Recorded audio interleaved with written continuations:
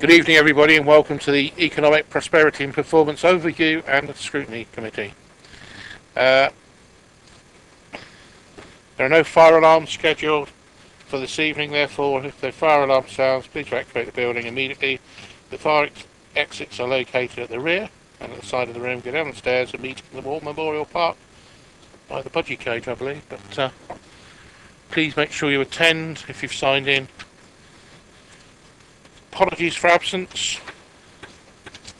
I have had Councillor James. Is being replaced by Councillor Bound. And Councillor Mrs. Bean, for some unknown reason. Those who don't know, she had a boy on Friday. Pardon? I believe they are all well. And if she's watching, we send her best regards. And Mrs. Bean is being replaced by Councillor Sherlock, Councillor Parker, Councillor Shaw. Is that correct? Thank you all very much.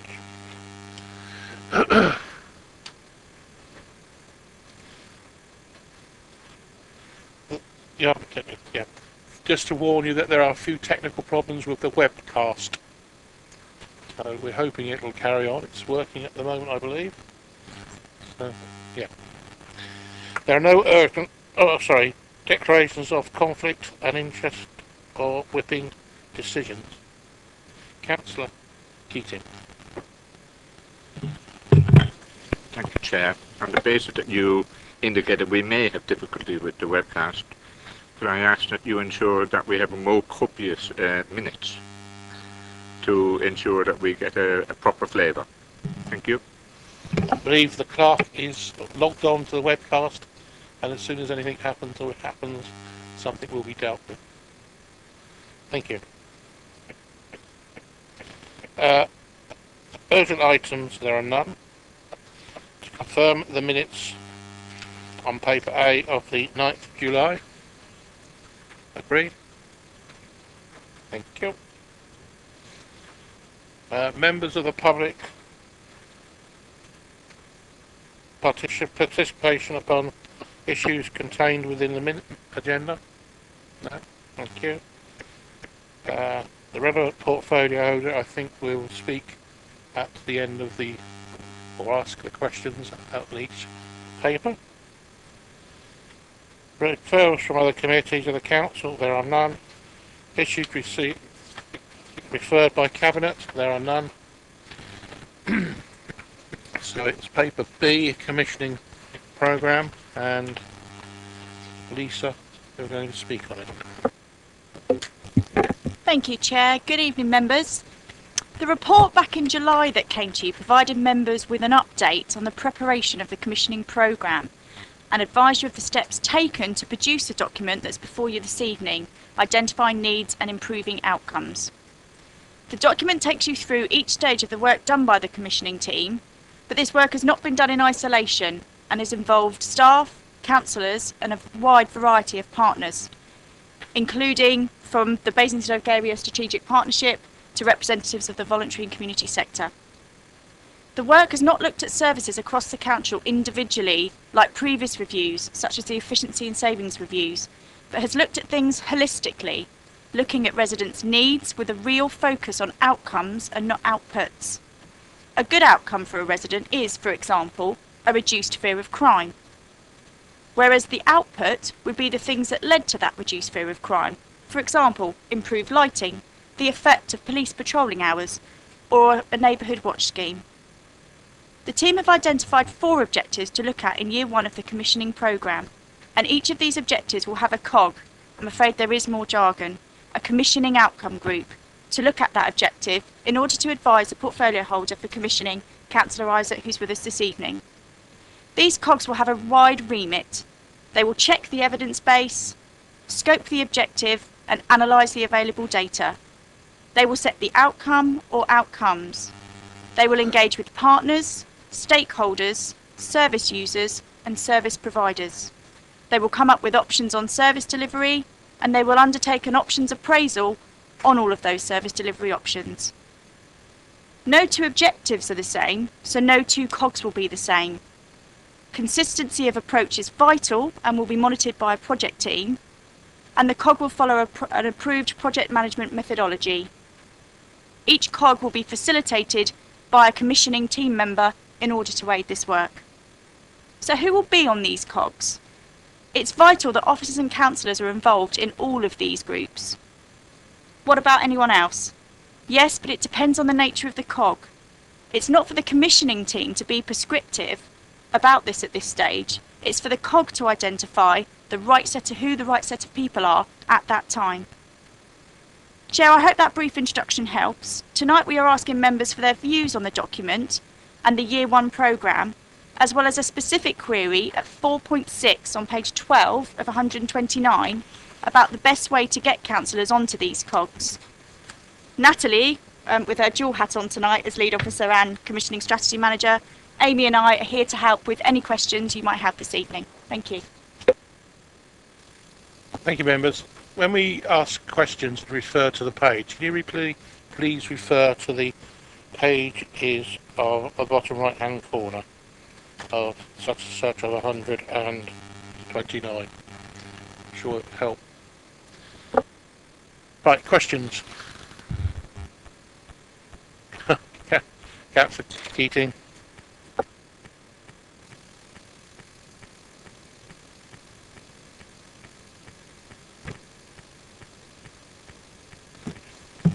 We don't want to go home too early, do we?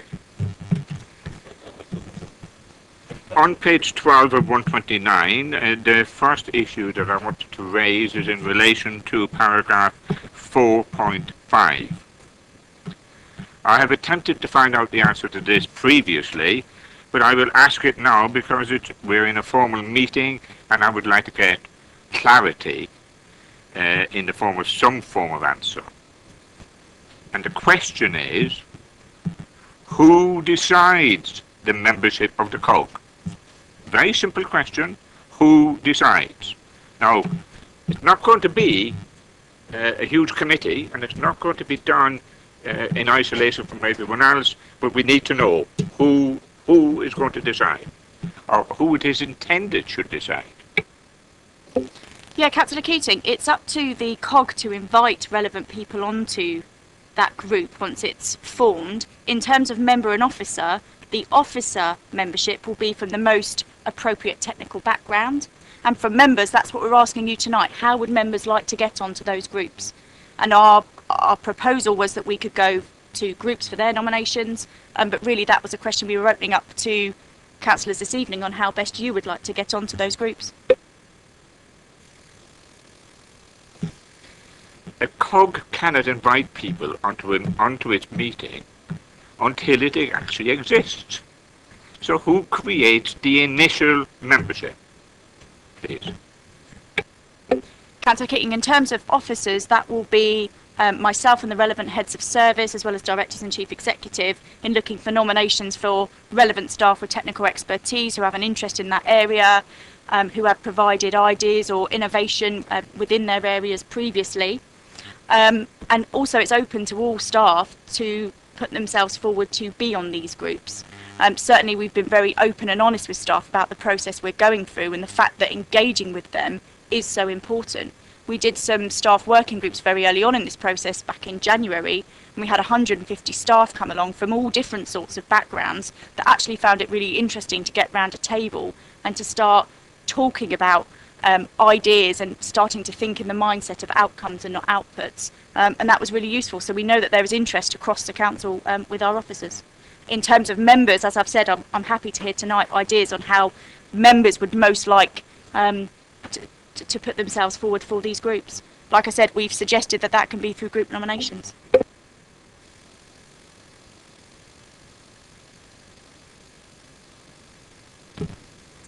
You say all staff are entitled to nominate themselves forward, but you're saying that whoever is running the COG has got the right to say, we're not having 150 of you, not having 100 of you, we're not having 10 of you, we'll take 2.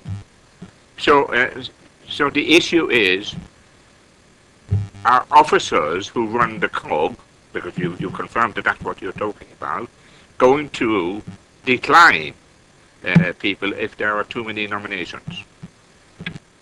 Councillor Keating, I think this is, the cogs are all about someone's interest or someone's drive or someone's enthusiasm around an area, and therefore to refuse anyone membership of a cog is not within the spirit of what commissioning is trying to achieve. So no one will be refused to be able to come on a cog.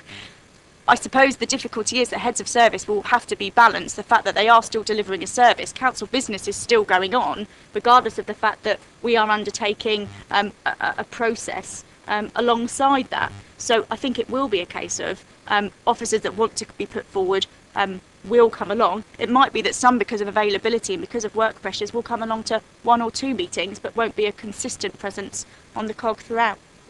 Does that help?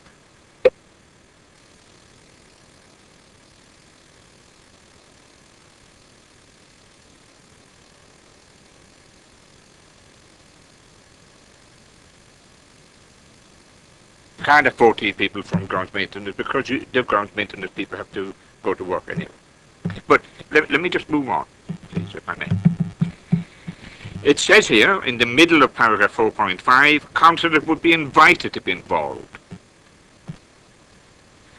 I believe, and the reason I asked the question is because I believe councillors would be entitled to be involved, rather than subject to invitation, acceptance, or otherwise. So the question is, why are councillors not entitled? Councillor Keating, I would happily amend the report to say entitled. Entitled, invited. As far as I'm concerned, I want members to be involved in these cogs, and I would happily amend that.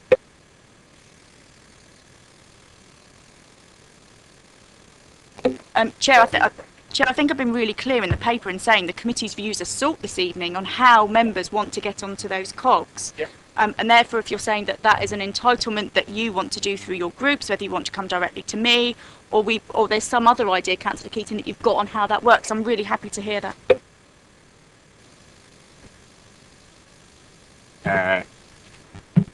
Do I move on to the next bit, or do you want to ask someone else? There's lots of them. That's fine. Just relax, right?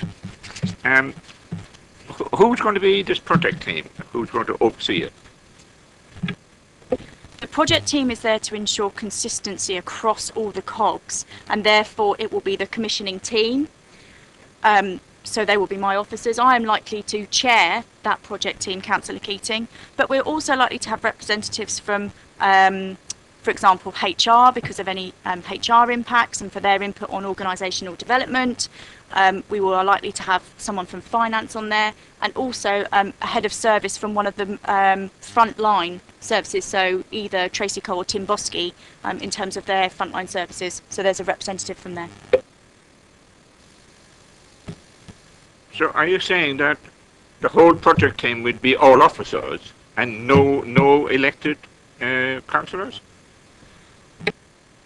Because the project team is there to ensure consistency across the approach that is taking, so that the scopings are the same, the agendas for meetings are the same, and to share good practice, no, it was not intended that there were members on the project team, and indeed we've set out in the report how we will be reporting progress updates and coming to EPP and to members with that sort of information.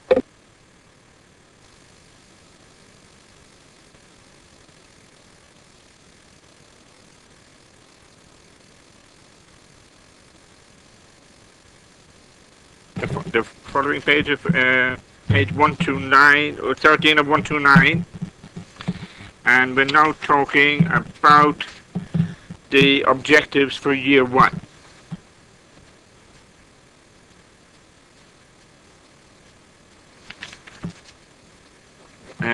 I've 2 issues, or at least 2 issues, should I say. If you look at page, I can't remember what the page is just. If you look at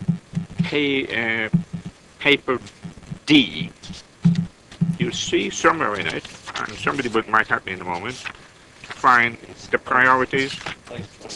Page 25, is it 25? Or 125?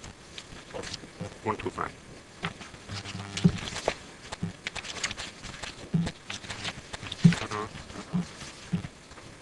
There's a list there which showed that I identified issues of concern to the borough residents.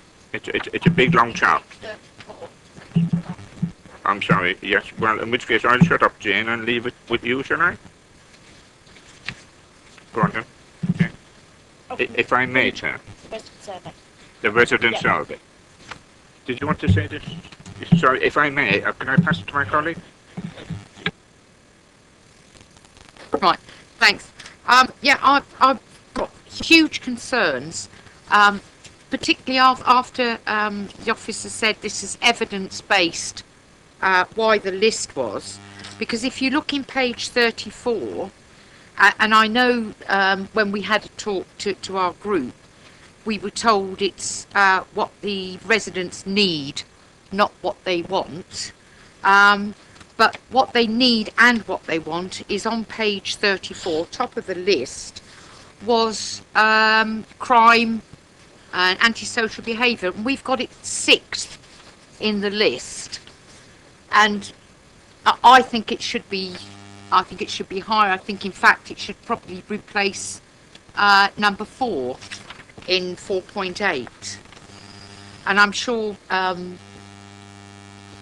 Sean, Councillor Keating, will be able to be a lot more eloquent than me, because I'm absolutely dumbfounded that if we're going evidence-based and what the residents say, and this was their top concern on, as I say, on page 34, that we've put it bottom of the list. Page 34. Of 129, yeah. Sorry. Sorry, it's just that I am so confused at why we would put it 6th when it's the top priority for the residents. But I'm sure there must be some methodology that's come to it, but it's not apparent to the residents.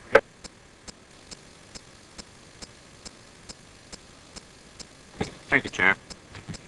As you will know, the provision of arts, as identified under number 4, is not an obligation on this borough council. The provision of a safe environment and matters of that nature is an obligation, and that in itself ought to promote number 6 up the list to be done in the first year. Now, nobody suggested it be done in the first day of the first year, but we believe it should be done during the first year, and it is essential in our view that we understand why it's being devalued to this extent. And that's the question, please. Thank you. Thank you, Chair. To clarify that the heading of the resident survey on page 34 is the 5 most important factors in making somewhere a good place to live. It's not saying these are the 5 things we need, these are the most 5 things that need improving. These are just the 5 most important factors in making somewhere a good place to live. Certainly, if you have a look at the full list of objectives, all of those things are picked up in those objectives, and all of the objectives will be looked at over the lifetime of the current council plan. It's simply that we needed to have some sort of mechanism in order to do a programme for year 1, and that looked at filters such as priorities in the council plan, does the evidence tell us it's something that needs improving, significant impact on residents, financial impact, relevant contract end dates, or actual requests from heads of service for operational or sensitivity reasons. So all of these things are being looked at, it's just in year 1 those are picked out. And on page 34, that's not the 5 things residents need most. Otherwise, that would have been undeniably evidence that would have helped steer us. The resident survey formed a large part of the evidence base, if I can assure members of that. If I may, Chair, we're here to influence the paper. If we're going to be told at each and every stage that's how it is because we've decided, then we might as well go home, right? But the reality is, one of the most significant factors addressed at every stage in every survey done by the residents of this borough, fear of crime and the cause of the crime is right up there with the top. And to suggest that it shouldn't be promoted is to simply say we're going to ignore what you're saying. Thank you. Right, we're actually on questions, not debate. So, and you got the answer. Right, you might not like the answer, but you got the answer. But what you're going into now is debate. So, any more questions for the officer? Carry on then, and then I'll come back to councillor. You're going to put the microphone on, please. I'm the first person that asked for the microphone to be on. I do apologise. My confusion comes because I'm hoping that the whole of this was not done on one resident survey in 2012, because I can remember way back, I've been a councillor since 1998 and used to sit in the chambers listening for several years before that, and we've had reports come back, and excellent publication that goes out to all the residents, Basingstoke Now, etc., and that we've done. Every report we've ever had in there has, and that they've gone out and asked, residents have come back with that as their priority. So my question is, was it just on this one survey, or are we taking account of year on year on year that our residents have told us that crime, I think crime and fear of crime was first, I think waste and housing were the other main ones. But is it on one resident survey, or is it on over the past years? Thank you, Councillor Mrs. Frankham. Just to come back firstly on the point about me giving answers and not appearing to take anything on board, that's absolutely not the case. The whole point of coming here tonight was to get members' comments on those objectives. Have we got that order right? That's why the portfolio holder is here, and that's why I'm here taking notes and Natalie's taking notes, so we can try and get that right. So that has not fallen on deaf ears. I merely clarified the process that we've gone through, and the factual heading of that resident survey. The resident survey 2012 was our most up-to-date information, so there was probably more reliance on that. But this is a whole package of evidence that we've used, Councillor Mrs. Frankham, part of which was a resident survey, the latest census data, historical data, strategies and policies of the council that we have. So no, we went as wide as we possibly could in terms of the evidence base. We haven't put it all in the appendix because you can imagine how large it would have been. It's quite large anyway. When we talk about the COGS, scoping, doing the analysis, that's where they get the full, the full package. That's where that historical data can come forward to be used. But we haven't referred to absolutely everything in that appendix because it's overwhelming the amount of information that is, Councillor. Councillor Frankham. Still is another question. So what you're actually saying, this meeting tonight, this is not a fait accompli, we can change, and we can change the order, obviously with agreement. The recommendation to the committee is that the views are sought on the draft document and sought on the Year 1 programme. The report is going to Cabinet from memory the 24th of September, and that is when the Year 1 programme will be agreed. The portfolio holder and I are here to listen to your comments on those objectives, and it will be up to the portfolio holder if he wishes to make amendments to that. Right, so then my question is, we could then turn round and say, look, we really think that this is what the residents want and need, and this has been identified. There's not a person around this table that's aware of our that's not aware of our residents and how they feel. But if we as a committee turn round and say, look, we absolutely think, I'm not saying it should be number one, but it certainly should be a lot higher. If we recommend this, the portfolio holder could still say, I'm actually ignoring you because I disagree with you, and change it. So I'm wondering what have we got here in this committee? What influence have we got? Are we here for the reason of bringing about change if we feel? Because if it's not going to be taken into account, then I've got an awful lot of casework that I could be at home doing. Do you want to answer that, portfolio holder?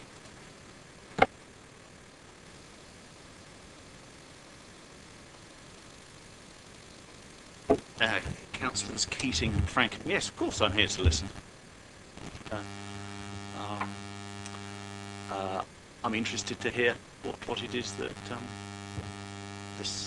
these members of the committee think are the priorities. I think that the 2012 resident survey thought that the statistics were something in the order of 75% felt that they felt very safe during the day in the borough, and 44% felt very safe at night.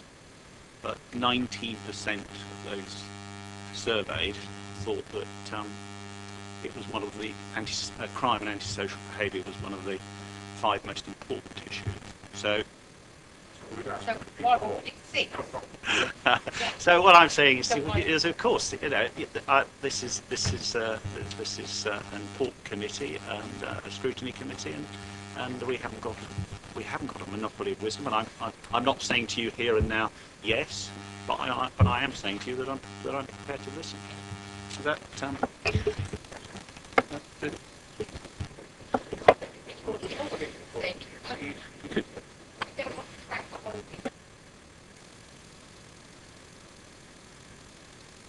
It's just that we feel very passionate about it. I'm sure that the members of the committee do too. We don't want to hog the whole meeting, but it doesn't look like anybody else is putting their hands up. I'm a bit surprised. Well, we have actually, Oh, good. but you know, Good. Thank you. Councillor Thank you. Keating started the ball rolling. You were second. Councillor Gardner's next. Councillor, when you speak, could you move your microphone a bit nearer? One or two people are a bit hard of hearing, and we're doing it for the webcast. Thank you. Councillor Keating, have you finished? No. Thank you, Chair. We've moved away now from the priorities for the first year because we've made our point about moving number 6 up to number 4. I'm now looking at the second of the reserve priorities, which in this case, on page 13 of 129, is actually 4.9, item 1. And it talks about what can the council and its partners do about adequate supply of housing that is affordable rented through the market in the borough. Now, our reading of that, and I mean our in the Labour Party, is that that wording excludes socially rented housing provided by housing associations, socially rented, not affordable, which is a different category, not market, which is yet a different category, socially rented, and we believe that that is a serious deficiency in the wording of this particular paragraph and would wish to see it changed or clarified. Thank you. Chair, I think I can definitely help on that one. We wanted to be very careful in this objective to not use the word affordable housing, because that means everyone think, yeah, absolutely. So what we're saying is that it's affordable, and that means it's rented through to market. So that's affordability across the board. That will include social rented, and that will include shared ownership, that will include rented properties, and that would include the private market. Well, the answer is helpful to the extent that it identifies that it's intended to have socially rented as an part of the category, but because housing itself distinguishes between market rented, socially rented, affordable housing, if you use 2 out of the 3 categories, you do need to identify social housing as a particular category. Because it is of those 3 categories, socially rented housing is the largest of the 3, and that's my request. Thank you. Can I move on now? And I'm actually haven't got that many more. I just wanted to make a point about still on paragraph 13, 5.1.1. The last paragraph says there are no identifiable financial implications arising from the activity. Does that mean does that actually mean you'll actually do nothing with the work you've done during the year? Because if you do work on anything, there will be financial implications.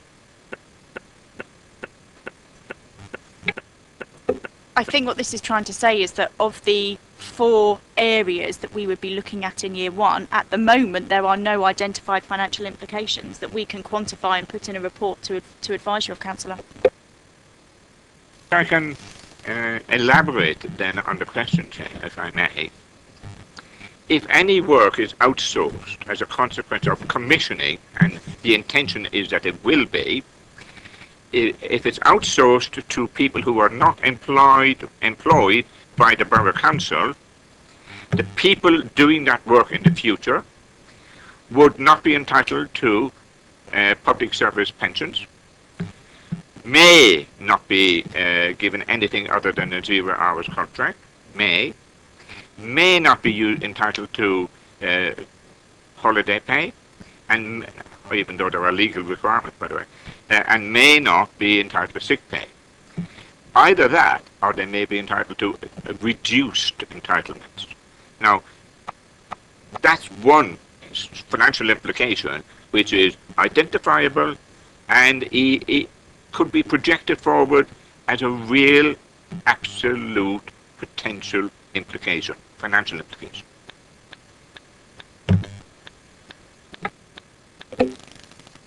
I think it's really important to clarify that commissioning is not about the outsourcing of all council services. What we have been very clear on saying is that we will do an options appraisal of all types of service delivery. One option, which is of course outsourcing, but there are many, many others, shared services. And one of the options that will absolutely be appraised on each of those is the service as is, how we deliver something now. And the outcome might be, actually, what we've got now is perfectly fine, and we're going to keep it as it is. But to say that at this point in time, we should quantify the options that we don't know what they are in terms of a commissioning outcome group that hasn't identified what the outcome needs to be, that would be entirely premature at this point, Councillor. Just for clarity, Chair, I'm not suggesting anybody quantify. I'm suggesting that they identify the potential financial implications, right? Identify the potential financial implications. It's not that difficult. But can I just ask a related question? Will the people doing the work within the Borough Council as employees, will they have the option to be consulted and involved in the COG in relation to the duties and the range of duties that they carry out? Yeah, Chair, I think I've already confirmed any staff that want to be involved in a COG will be involved in the COG in terms of coming up with ideas, innovation, creativity, options for service delivery. I think one of the things that I've said to staff that they welcome is that we're at a point now where we don't say anymore, we don't do it like that here, or oh, we tried that 5-10 years ago and it didn't work, we won't try it again. All options are on the table, and that's where staff are invited to come along and be innovative. Any more questions, Councillor Keating? Thank you.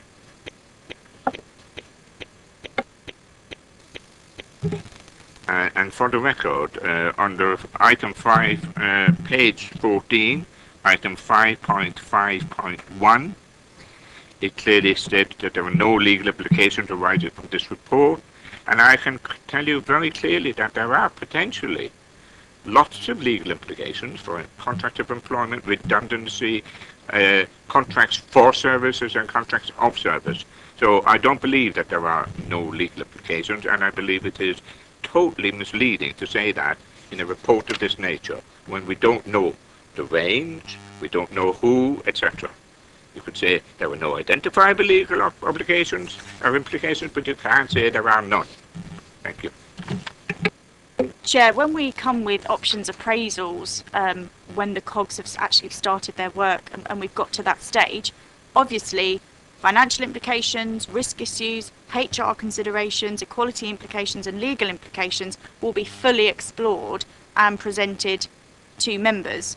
I didn't do my own legal advice for this report. As I think some of you know, I've worked in legal services for many years and am still a solicitor.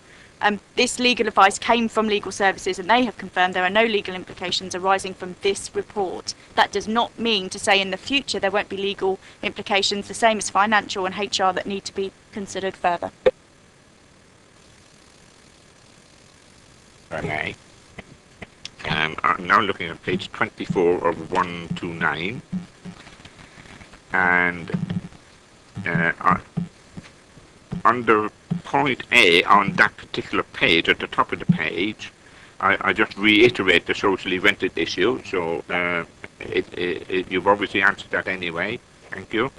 But under point B, safeguarding public health and safety,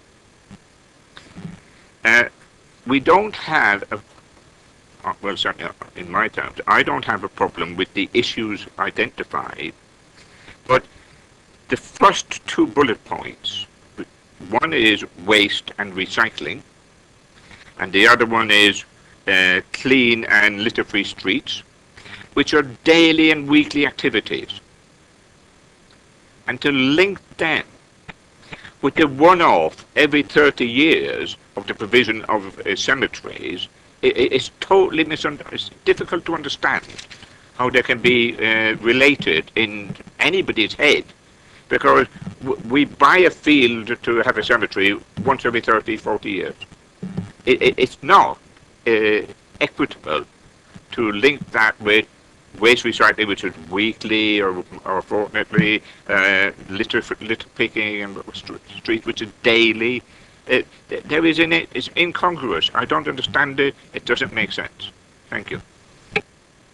Councillor Keating, I think I can help with that one, and I see what you say when you read the three of those, that, you know, how they join up. Indeed, I wouldn't argue waste and recycling service is something that every resident needs. Every resident needs their bin to be collected. Ensuring clean and litter-free streets, that will go back to the resident survey and something being important to our residents. What we've done with commissioning, though, is not just look at the needs that are now, but the emerging needs, what's coming up in the future. I think everyone is very good at saying what they need now, and it's our job to be responsible and say, okay, but what do we know could be the needs of resident in the future? And certainly a cemetery provision is one of those needs, because we've only got, I think, I was going to say about 6 years left. So I felt it would be irresponsible not to put that in as a need, because our borough residents are likely to need that cemetery provision in the near future. If I may, Chair, I would simply suggest that it be identified separately rather than linked to two issues which are daily or weekly. That's page 24, 25.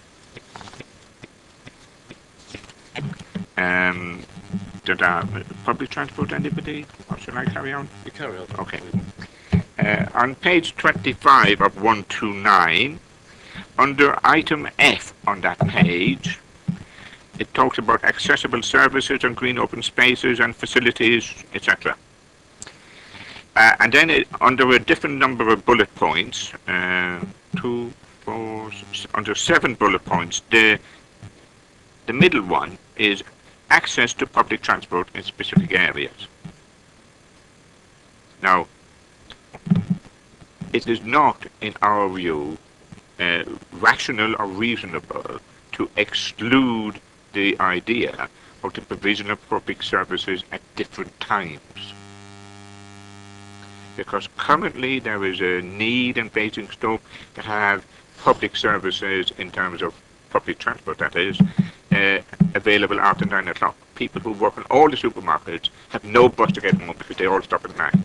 So the issue of the times that public transport is available ought to be identified and therefore will be looked at. So my suggestion is it should be, and if it shouldn't be, could you tell me why, please? Councillor Keating, the objective on public transport specifically says what could the council be doing itself and with its partners better to enable residents to access public transport. Accessing that public transport, one of the issues that the COG will scope will be accessing services in the evening, so that will absolutely be included in any COG that looks at that. It would have to be. So would you have any difficulty in specifying that? Only that if I was that specific on that particular issue and that objective, it might mean adding things into lots of subsequent objectives. What we've tried to do is keep the wording of the objective quite wide, so it allows the COG to really analyse the data, scope the issues and identify what needs to be looked at. We do know that evening services, I mean, the only reason why I know that is because the shuttle bus service, for example, is within my business unit. But yes, we know that is something that is an issue, because I've heard that from members, not the last meeting, the meeting before, I think.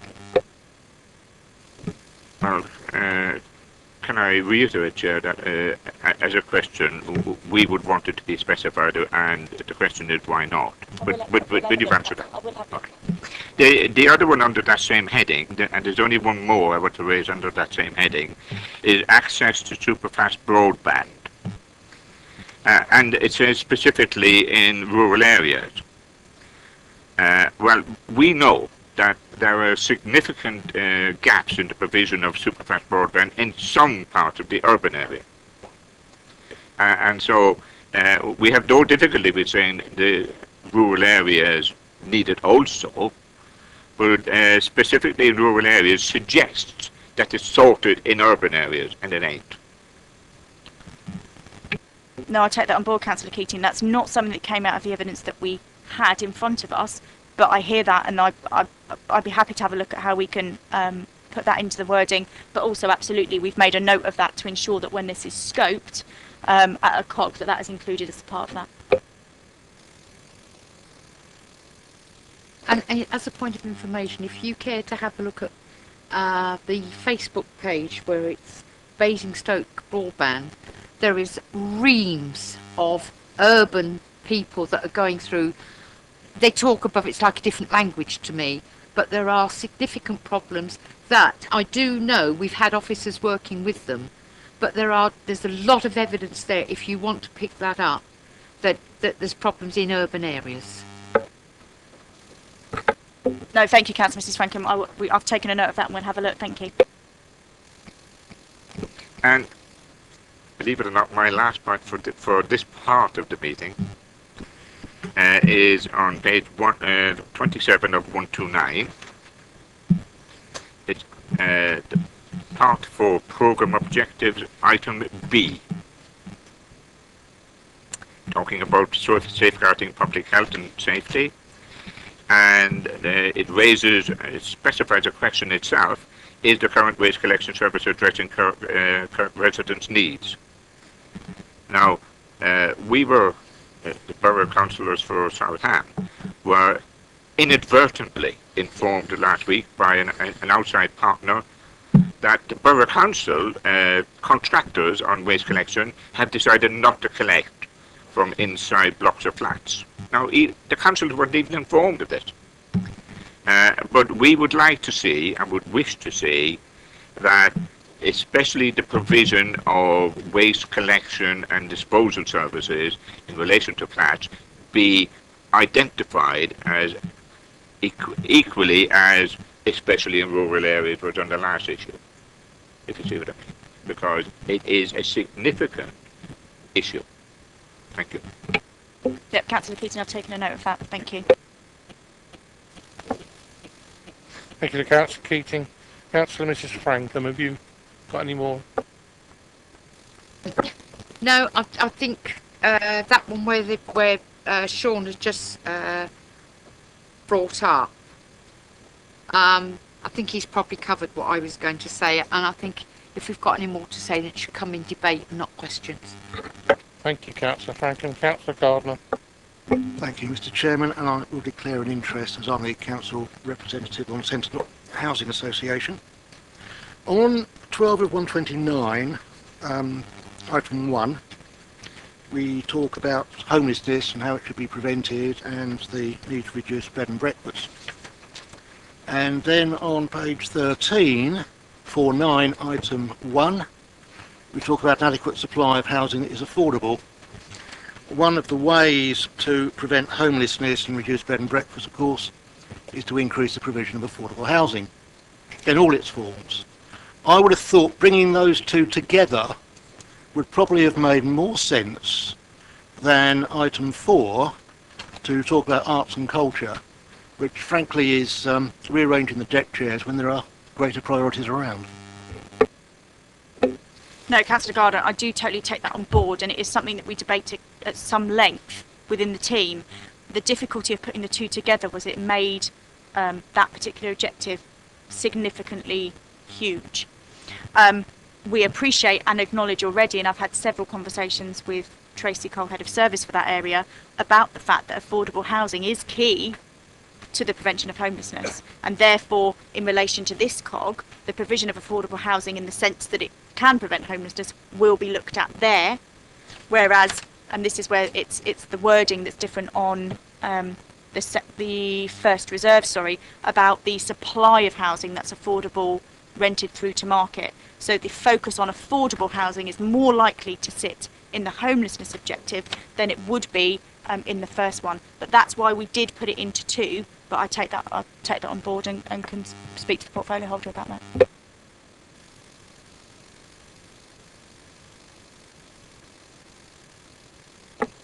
Thank you, Chair.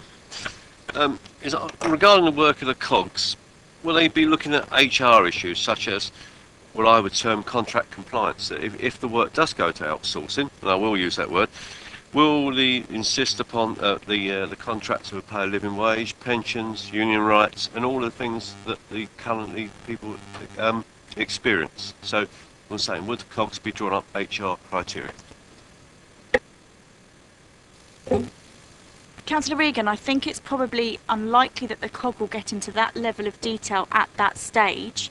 I think that level of detail will come if a decision is made that they want to look further into the outsourcing of a service. And I think that's when a lot of work is then done. I think also the next paper, in terms of the procurement and contract management strategy, will assist you in seeing how we're trying to be far more seamless in our approach to, because obviously any outsourcing would go through a procurement process, how the procurement process and how we set up that initially is key to how effective we are in managing our contracts. And contract management, effective procurement is absolutely key for any work that we might consider outsourcing in the future. I hear what you say, but one of the worries specifically is it's just saying in the paper that the price is not the cheapest, it's not the old criteria to say that. But I'm sorry, I've got a deep sceptical. I've been around a long time, and the price always matters. So, and one of the ways you do cut back on the cost of contracts is actually to pay people less and have less rights, and that's our worry, and we will be on that all the time.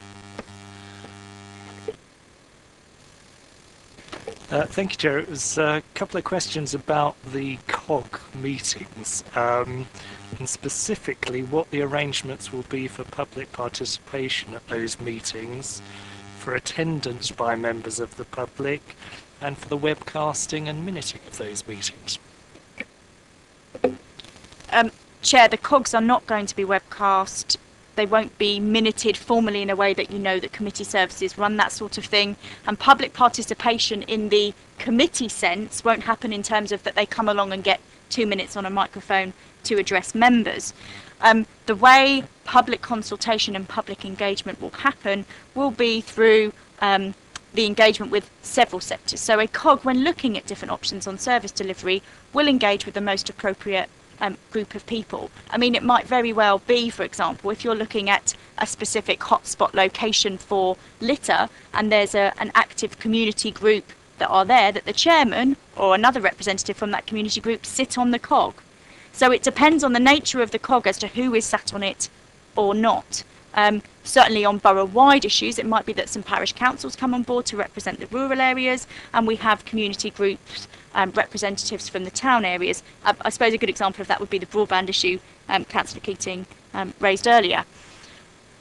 In terms of then engagement, there may be COGs where we don't have a permanent member of the public that is sat on those, but service user and service provider engagement is key.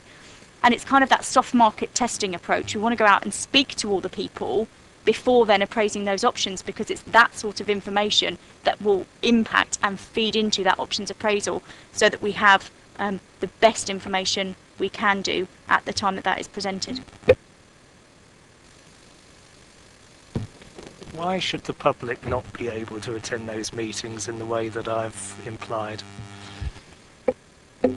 Councillor Shaw, there's going to be many meetings of the COG. Some will be in the day, some will be in the evening. There may be meetings on a single issue. Certainly, no, they're not meetings that were ever envisaged to be webcast or minuted. Certainly, we'll have an action plan, and the commissioning team member that will be leading on that will have a list of actions to take away from that meeting.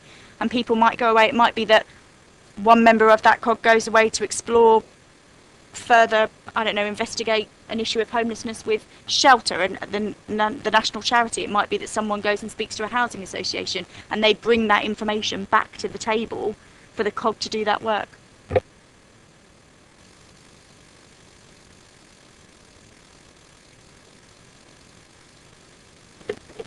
Thank you, Chairman. My question is on page 28 of 129. Question clarification, really. F, accessible services, green space and facilities that support well-being. Number 3, what could the council be doing itself and with its partners to encourage the supply, management and access to green spaces that balances biodiversity interests with the needs of users? Can you just clarify what that actually means regarding green space? Sorry. We're talking about the green space. It's not just what the council owns. I think this is, we've tried to be very clear with commissioning that we're not just looking at necessarily all the things that this council has control of and can affect. So this will be about the supply, management and access to green space, full stop green space. So it might be our parks, our open spaces, that within our land ownership and that outside of our land ownership.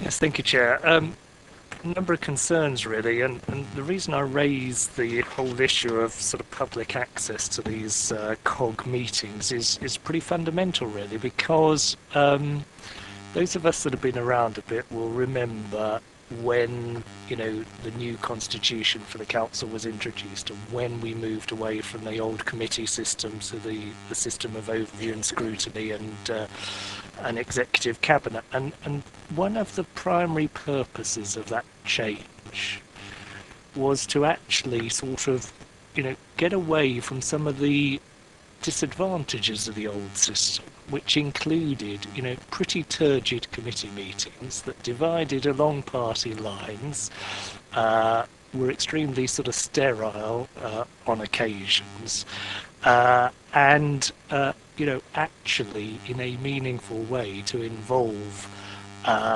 elected members, and in particular to involve them in actually taking an overview, and actually also not only taking an overview but also scrutinising decisions, hence the whole phrase overview and scrutiny. And I think the problem with our whole sort of constitution as a council at the moment is that you know, too much that is actually of genuine interest to members as well as the general public, you know, is done through workshops, member advisory panels, you know, all of which are private meetings, you know, without any access to the general public.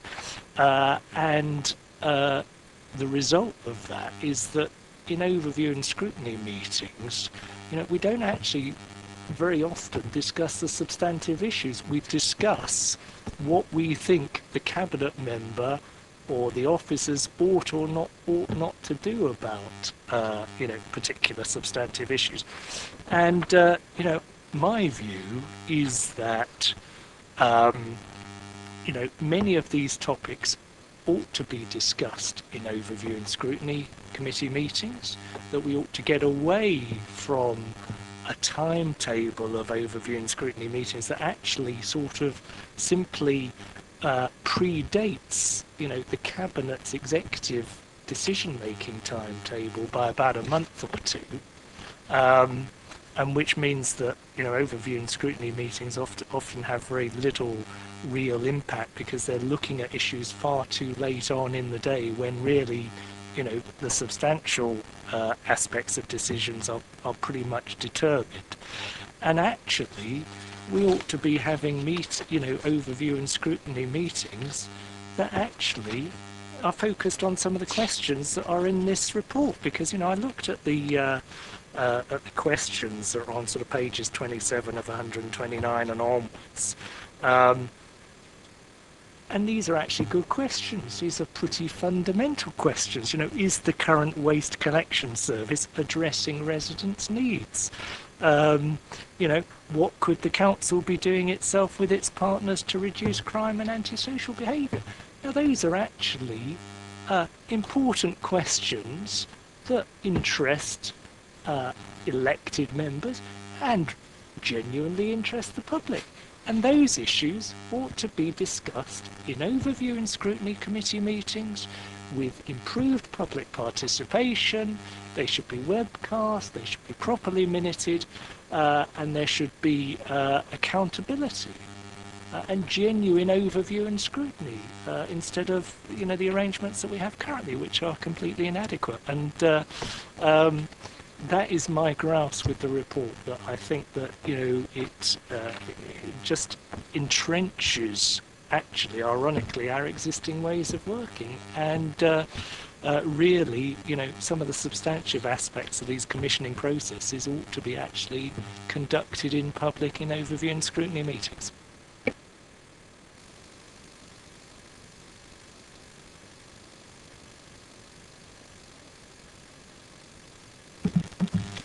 Can I just ensure that people understand that the reason I am often perceived to be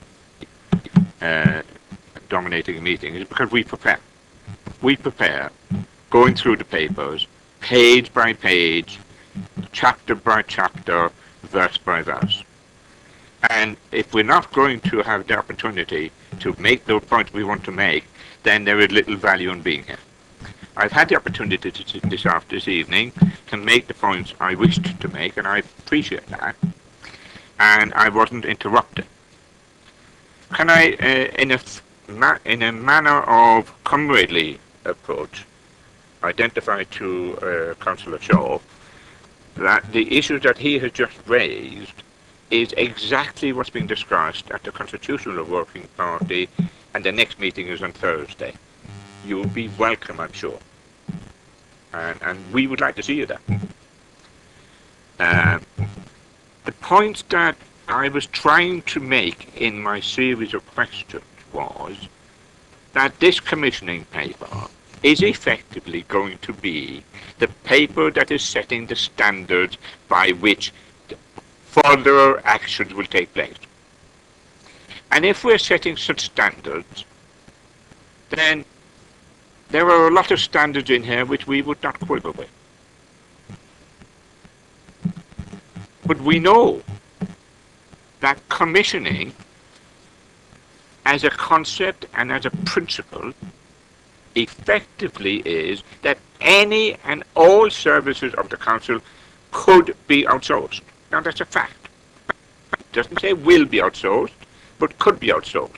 And all services of the council will be looked at over time to see whether they ought to be outsourced or not outsourced.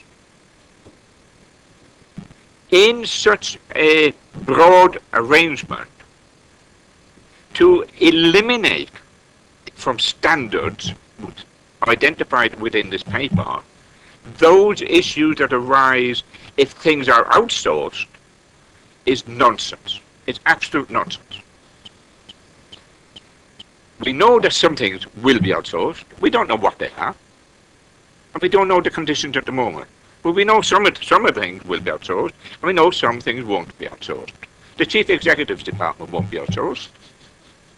Right? The head of commissioning won't be outsourced, right? But we know lots of other things will be. We just can't identify the specifics at this moment. This paper is setting standards for commissioning. And I'm very clear that if you're setting standards for commissioning, then you're setting standards for what you look at, how you look at it, who does the looking, what analysis they do, and matters of that nature. And if you ignore the potential difficulties that will apply if you do outsource things, that is, it's monstrous, it's stupid to ignore those issues. And I do say very clearly, the standards that we ought to be applying as a borough council is that we should take into account the potential impact on our staff in the event that the services they're providing is outsourced. I've been mentioning them this evening. Will they be able to take with them their public sector pension? No, I can guarantee you they won't. But that's an opinion which I'm quite prepared to face up to as and when these things happen. Will you be guaranteeing in outsourcing something, because we will be outsourcing some things,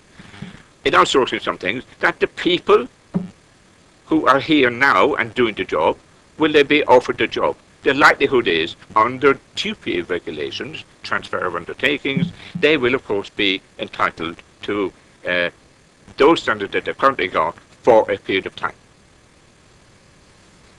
Will those standards include contract of employment which are not 0 hours?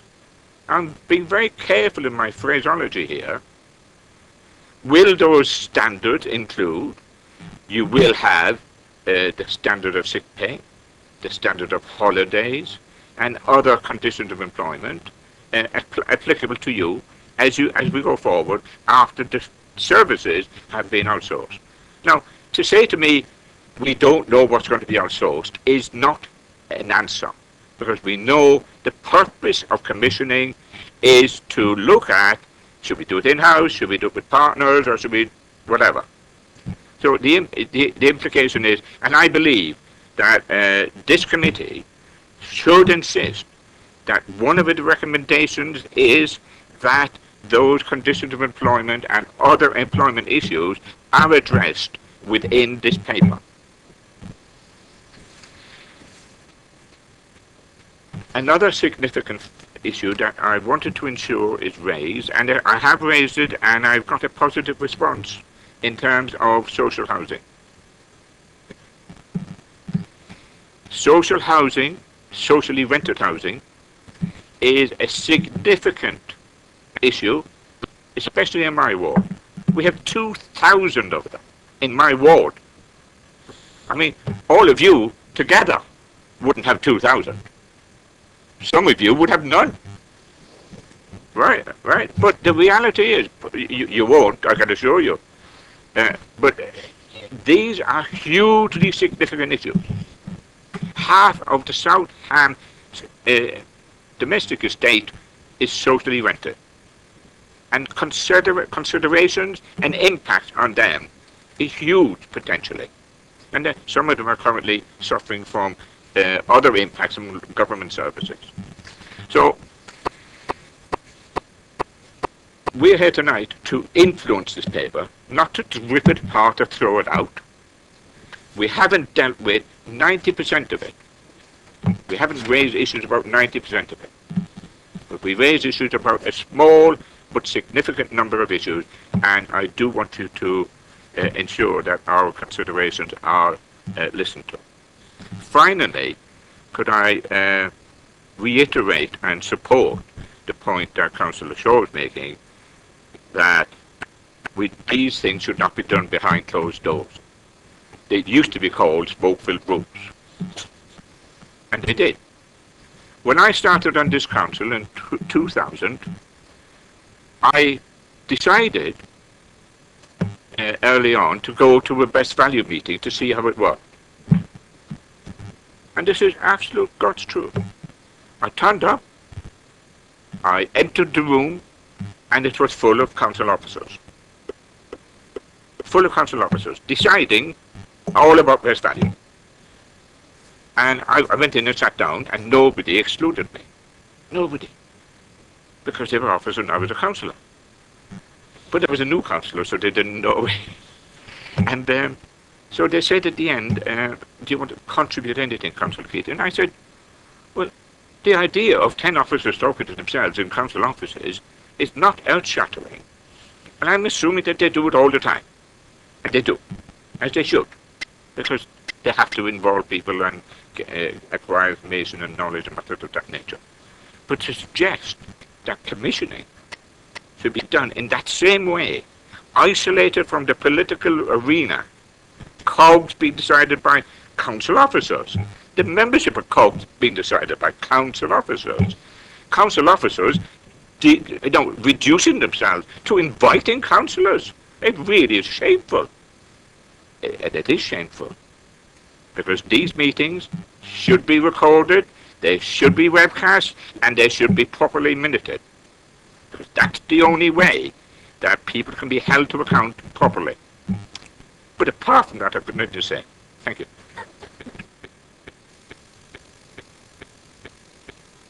I'll be brief because I think the tail end of Councillor Keating's words there are pretty much what I wanted to find out about. And that is, if we don't minute it, if we don't webcast it, are we going to go back to, he said that, he said, no, I didn't. Did we bring this up? Somebody saying, yes, you did. Somebody else saying, no, you didn't.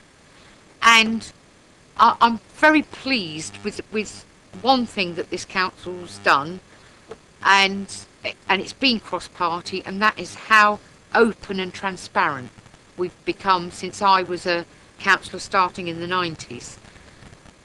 And this is going back to behind closed doors.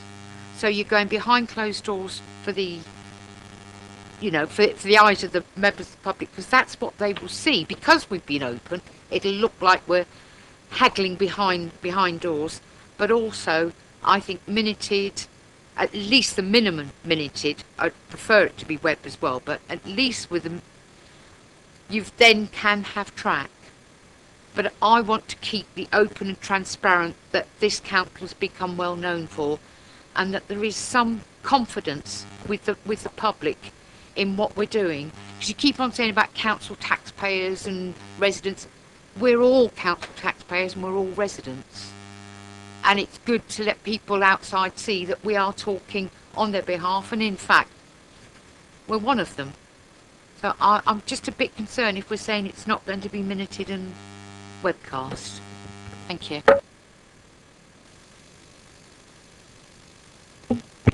Thank you, Chair. And I think it's interesting to hear the level of discussion and preparation that's gone into this meeting, and I think it is important that this committee, as any committee, provides the opportunity for all of us to air concerns, issues, draw things out on the table and sort of just put them out there so that we can get responses and understand where our officer teams are coming from, or indeed where the cabinet portfolio holder is coming from when we deal with different things. The one thing that I'm picking up tonight, and I must admit I've picked up every time we've dealt with this commissioning topic, is the fact that it's a new way of working. We can call it what we want, we can put different labels to it, but it's signaling a change. We've had lots of questions which basically are coming up with a sort of, can you tell what it is yet? Well, no, we can't tell what it is yet because it's new and we haven't fully defined it, and we haven't quite got to the point where we can actually see it in practice and operation until we actually go through a call, until we actually go through some of the process. Then it's right we ask the questions. And it's absolutely right that we try and explore that together. What I haven't particularly heard a lot of is actually any answers to the question that was posed to us at the start. Because as we ask questions of officers, they've also asked a very important question of us. They're not dictating and defining things to us. They're actually saying, so what do you want? We've given you the framework. We've walked you through an approach. We've shown you evidence of potential priorities, and they are not mandated as yet, but they are evidence-based priorities. What do we want out of this? And short of some of the things that's taken a while to get to, which is around, transparency and involvement, I've not heard much in the way of solutions in terms of, well, actually, what would member composition of a COG look like, and how would we derive that? Now, that's what we're being asked to put forward. And that's the one thing I'm trying to get at, is that we've had lots of conversation or lots of discussion in this committee about what's not there, but actually we were asked at the start to put forward what we thought might be there, or a process by which we put forward things. We've heard of how how officer membership of a COG would be put forward. We haven't put forward any suggestions that says, how do membership of a COG get decided? Officers have helpfully suggested that maybe that's by group determination. I've heard nothing that helps them come up with the determination of a COG and helps us. I think it would be helpful for us to consider that, maybe not just tonight, but going forward. We are being asked to define how we want to be involved in this process. We've already been told that there's a commitment to engaging with communities, engaging with various stakeholder interests, including our staff interests. None of that can happen until we actually have a COG. So we kind of have to start at the very first base and say, how is it that we want to get involved and determine the membership? Because once that's happened and we've got a COG, they will then decide the scope, they will reflect the priorities, they will respond to some of the helpful points of inclusion or otherwise that have come out tonight on various topics. But we've kind of got to take it one step at a time, because we are exploring new territory. For my own part, I welcome the suggestion that maybe we give it to the group, but I actually think, group leaders have quite a lot to do already. And whilst that might be a good place to start, I would like to think that we might be able to put forward some suggestions. I would like to put forward some principles that say, COGs generally should have cross-party support, that they should reflect individual interests of individual members or particular wards where issues arise more often than others. I would like to think that between us, it's not beyond our wit to come up with a protocol or terms of reference that help to guide the composition of a COG in principle, that we make commitments to the appropriate engagement of staff, the appropriate engagement of stakeholder partners, and the appropriate engagement and consultation, and they are very different, of interested aspects of the community and our residents. But equally I recognise a COG cannot grow to a size where it becomes unwieldy and actually doesn't achieve anything at all. And at the end of the day, I'll put my hand up as an elected member. I feel it's my responsibility to go out and ask some of these questions of my ward members. I actually have a responsibility to represent them and to find out what it is that their interests are. So rather than asking all of my residents to volunteer to be on a COG, I'd rather actually talk to them and then represent their interests. And then when something comes out of a COG that says, we think this is the direction of travel, that's the point at which I'd expect to have a public meeting. That's the point at which I'd expect to have public debate. Because at least then we've got something sensible to talk about, not just asking people to meet in a room and say, well, what's the issue? The evidence says this, but we might think something else. It is determining the difference between what we as individuals think important, and that's governed by our own home lives, family lives, political lives, work lives, and what evidence actually tells us is needed. And I appreciate that there's some nuances between where ASB should sit or where we should deal with homelessness as opposed to affordable housing supply. They are all important issues. They've got into the list in the order they have based on evidence. I think it's absolutely right that we should look to question that evidence and perhaps seek to influence it. But if that's what the evidence tells us, based on what the evidence tells us, the assessment of that, and therefore the portfolio holder's view that that's what it should look like, that kind of overrules my personal opinion of it, I believe, because that's based on listening to our community.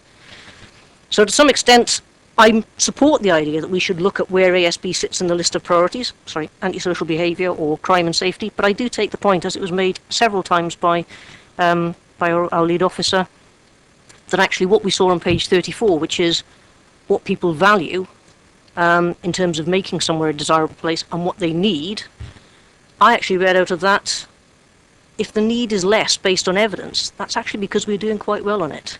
And when I keep looking at our crime stats, and I keep looking at people's perceptions of safety in this borough, and then compare it with neighbouring boroughs, yes, it's an area we could still do better at, but it's not an area we do badly at. And that's maybe why it's less of a priority for us this year.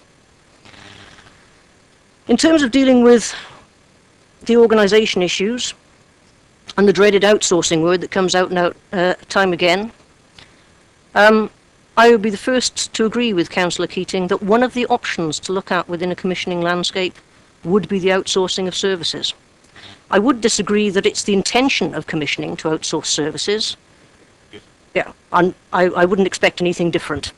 But it is a natural consideration and one of the outcomes that could be considered. That said, I've said it many times when this topic's been raised, that actually the history and track record of this council and the commendable enthusiasm, innovation and steadfastness of our staff means that quite often when we go through these processes, what we find is we've got the best, therefore we should keep on doing it. Sometimes we find that we've got the best but could benefit from some of our partners helping us. We have a track record of doing that too. And other times we quite frankly say, actually, other people do this better than us. It's their core business, so let them do it. And we've done that too.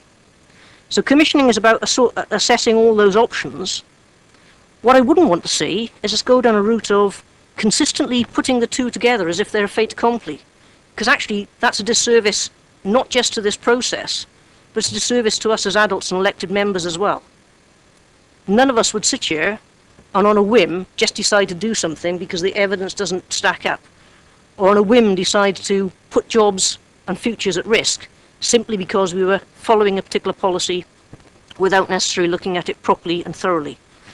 So some of the questions we've had tonight in respect of assurances around staff conditions and pension rights and equality of opportunity, I absolutely understand where they come from, and I have no issue with the fact that we need to look at those things at the right time. If I was going to try and make a suggestion for how we include them, it would be at 5.3.2. All we need to look at that part of the paragraph there is where we talk about involvement of HR in the programme, is considering a statement around ensuring that our policy and statutory obligations are considered and met. If we try to do anything through this process, or indeed any other process, that rides roughshod over our statutory obligations and actually our moral obligations towards our staff in terms of consultation, engagement, transfer rights, rights to a say in their futures, then that puts us in a very bad position. I certainly have never seen that track record in this authority, or indeed in many councils I've worked with. So if we were to include a simple sentence in there that included an assurance that any outcome considered through the commissioning process adhered to our current policies and legislative duties, I think that might help us all. I also think it might help us if in some of the areas that we talked about earlier on, if I look at 25129, so page 25129, where again Councillor Keating was having difficulty with broadband specifically in rural areas or transport in specific areas. No, I'm trying to help here because we've had lots of questions, we've been asked for guidance and we've just raised issues. We haven't actually provided anything that might help officers to get our intentions in here. And rather than trying to include additional words, might I suggest that we simply take out things that are in brackets? Because if you've put in something in brackets, we are guiding a cog to look in a particular area. Again, we're doing them a disservice. If we simply use the headlines, let's look at broadband, let's look at public transport, and allow them to review the evidence base with appropriate consultation of stakeholders and community interest, they'll tell us what's needed. We don't need to be that prescriptive. And I know why it was there, and it was very helpful inclusion at the start, but if it raises issues, let's just try and take out some of those finer nuances. In picking up things like the inclusion of cemeteries and waste, I don't want to necessarily put those two things together either, but I think in all credit to our lead officer, every question that's been put to her this evening, I think she's rationally and very helpfully tried to deal with.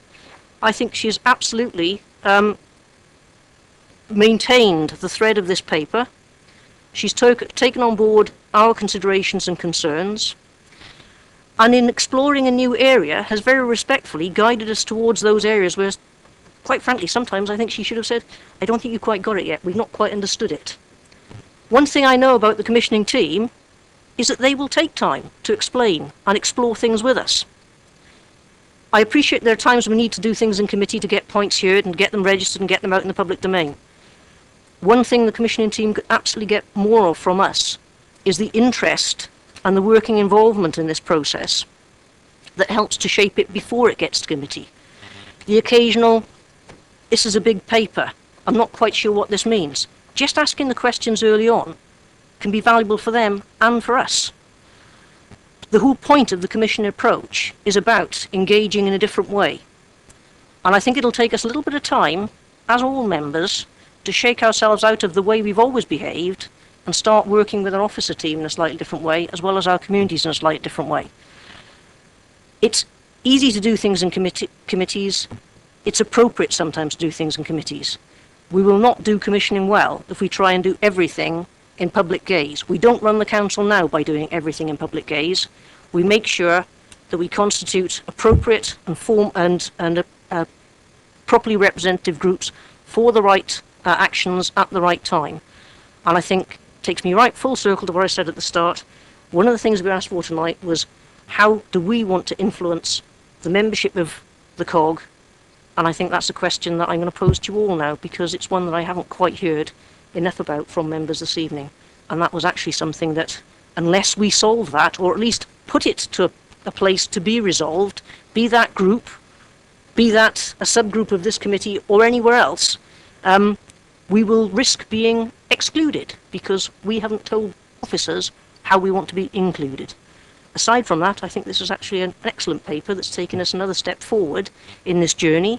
We've got a long way to go, but I'm looking forward to us learning and finding our way together. Thank you.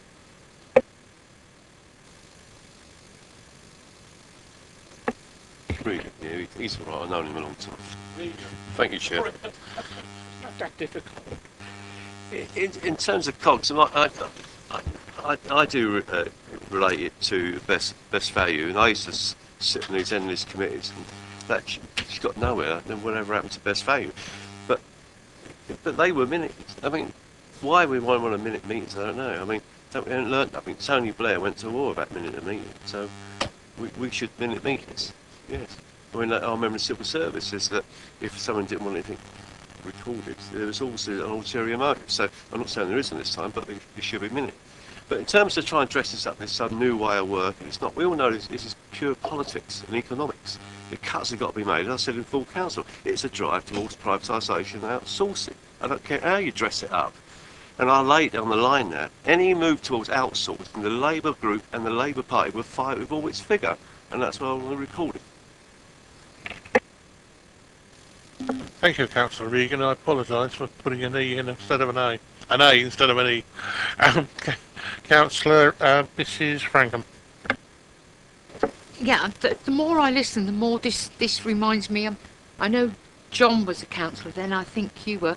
We had something called a PIPS. And I remember the very, very first one was an issue. We had a public house that was had literally been abandoned and left, and there was a risk of fire and how it had an impact on Longfellow Parade. And out of that, with a representative from Hampshire Fire and Rescue, actually came and did a presentation, and the regeneration of Popley started. So this has got some kind of semblance of sort of like the PIPs. So what you're saying, you'll bring an issue, sit round and sort out an issue. Or have I got that wrong? Because I thought that really started a huge, from a very small little acre, a huge oak tree grew of the regeneration of Popley. Is this the sort of thing that they will be looking at on this?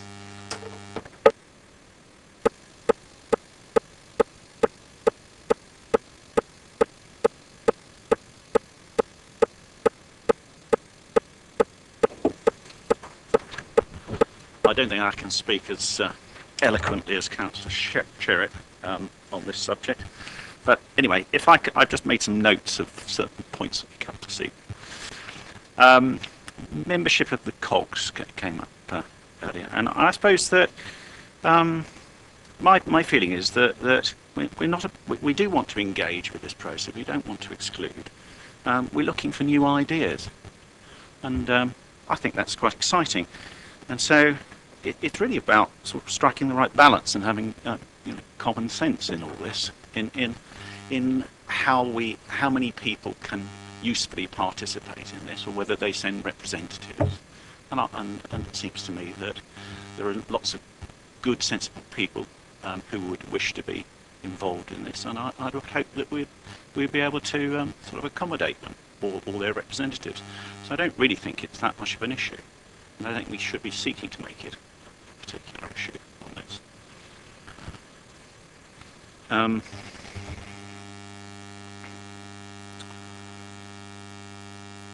I think we got this far because there has been a very extensive process of consultation and surveying of residents' views, and there's some very good work that's been done by officers. And I do take Councillor Sherritt's point about the fact that around this table we are representatives of the people. So that's why I'm very keen that councillors are involved in this process. The question of whether crime and antisocial behaviour should feature in the Year 1 programme, I think it would be helpful from my point of view to know what the view of the whole committee is on this. I understand that the Labour group has raised this as being an issue, so it'd be useful from my point of view to know what the feeling of the committee as a whole is. Councillor Shaw, your point. I suppose that I felt that you were sort of condemning it before we'd even got started, really, on this, and that you gave me the impression you were a bit sort of closed-minded about it, which I think was a bit disappointed. You sort of said we're not going to live up to the standards of the Oscoms, but my feeling about this is there's an opportunity here for councillors and voluntary groups to get in at the start of the process, not a month before cabinet takes a decision, and so you're just sort of you're chipping away at something that's largely been decided. We're looking for new, fresh thinking, blue sky thinking from voluntary groups, councillors, members of the public on key issues that have been identified by our residents. And so I would say, can you sort of suspend disbelief at the moment and give it a go, please? Councillor Keating and sort of commissioning equals outsourcing. Well, okay, yeah, right. Okay, I don't approach it on that basis. It's not my starting point. My feeling is that we spend £133 million. I can't believe that as an organisation there aren't opportunities for us to do things differently, improve the way we do things. It may be that there are services that we're doing at the moment we shouldn't be doing because they're not valued by the community. But equally, there could be things that we're not doing at the moment but that we should be doing. So I don't rule out the possibility that we could be increasing the areas of activity that the council does. But that's the whole point of this exercise.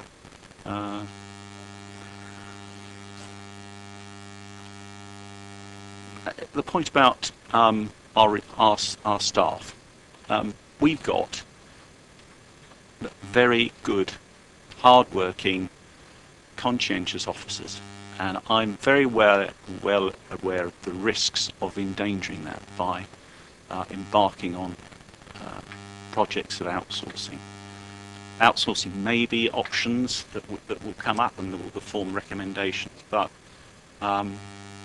you have to think very carefully about losing the continuity and the goodwill and the expertise that we have in this borough with our officers. And then one final point. In the paper, it's proposing that all of these Year 1 programmes are routed through EPP. I think actually that's probably not the right approach, because there are issues that we would be covering which are best dealt with and best looked at ultimately by EPP. But I think there are other OSCOMs that where it would be more appropriate for them. They've got a wealth of experience on other issues, and they should be looking at housing and that sort of thing. And I hope that everyone would agree that would be a sensible way of approaching this. So that's all I have to say at the moment. Thank you very much. I've got nobody else. Councillor Shaw, is it brief? Carry on. Thank you, Chair. Point of personal explanation. The thing I'm arguing for really is, just take one of these questions as an example: safeguarding public health and safety. Is the current waste collection service addressing residents' needs? One of my criticisms of the council's approach is that it is not as strong as it ought to be in terms of genuinely looking further afield on issues and saying, look, across the whole of England and Wales, UK, Europe, what are local authorities doing to improve their waste collection service that we are not doing, and to actually do some of that genuine blue sky thinking. And I think that can be done very effectively in an OSCOM, and with the members of an OSCOM, taking a degree of leadership in terms of saying, look, let's pick a topic, let's actually sort of cast out in the first instance pretty far and wide in terms of getting differing views on a particular issue, and opening the whole thing up to different approaches in a public manner, and then you've got a good kicking off point in terms of new ideas, new thinking, and critically thinking from outside the council, that can then inform the later stages of the process. Yes, I suppose that my response to that, I understand that point, but that's almost the constitution of the council and how we're set up. What we have here, though, is an opportunity on key issues for that wide-ranging review to be undertaken. So I would hope that you would take the opportunity, Councillor Shaw. Shaw, if you're going to speak, could you please speak a bit closer to the microphone? Certainly, Chair. Thank you. I'll be brief. The opportunity really is that the overview committee could actually, under the existing constitution, do exactly what I've said, and it is actually very, very straightforward for this, or for that matter any of the other overview committees under the existing constitution to do exactly what I've said. And part of my genuine sort of concern is the fact that we have never done that. I can't really answer that one. All I can say is that the great opportunity here is that we're inviting members, but we're also broadening it to the voluntary sector and interested parties and staff who might be affected. So I think can I suggest that that let's see how this works, and if it sets a good example for the future, then it'll be sort of more power to your elbow.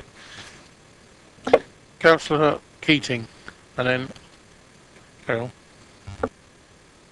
Thank you, Chair. I'd just like to say just a few small number of things. What Councillor Sherritt has said, in some respects, some of it is certainly helpful, but it doesn't represent the administration currently. But of course, our cabinet member could well adopt the points. The point you made about the evidence was there, so they picked the the thing. You, whenever you're selecting priorities, the evidence will often be huge, and you have to select which evidence you're going to use. So there is evidence, I've no doubt, and I'm not suggesting that the evidence was maliciously selected, but there is a range of evidence, and you have to select some evidence to support the point you're making, and there will often be other evidence which is slightly different. It may not be contrary, but be slightly different. The point you made about having standards or identifying standards for existing staff will be identified and examined and at an early part of the process was very helpful. If the cabinet member had repeated it, it would be even more helpful. Is the cabinet member leaving? Yeah. But there's not as much between us as there was. I will certainly be approaching commissioning with a sceptical mind. I make no bones about that, but I will be participating. I'll be participating to contribute and to ensure that those issues that are being addressed as well as we can do. That'll be part of my contribution. We've tried to improve things by being here, and if our positions are ignored, then we'll take the message. But there was a great deal of scepticism amongst our side, I mean the Labour Party side. I too have that, but I have an option. I can say I won't participate on your point, go make a mess of it. Or I can participate. Now, because it's council policy, which I don't agree with, that we have commissioning, I will participate, but I will have my 10-penny worth. Not a penny's worth. But thank you, Chair. And I do have a recommendation to make, if I may. You may. Thank you. I recommend that this council, or this committee, should identify to the cabinet member that we do want to change our priorities in terms of the points we raised earlier. That the broadband issue should not be identified as urban or rural, should be just a broadband issue, I accept that, but the council, the borough committee needs to say it to the cabinet member now. That I welcome John's confirmation that councillors will be both welcome and invited, or entitled, should I say, entitled. You can invite them to exercise their entitlement. Okay. And the issue about the standards for if people are going to be outsourced, the issue about dealing with issues of conditions of employment is slightly addressed, but we won't argue about the fine words at this point. So, can I move that, Chair? Thank you.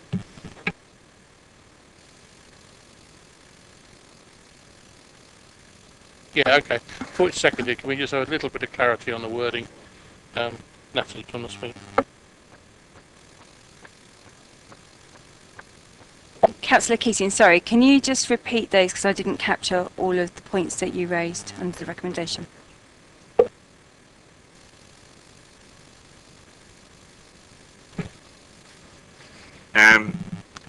That we recommend to the cabinet member that the change of priorities, you put the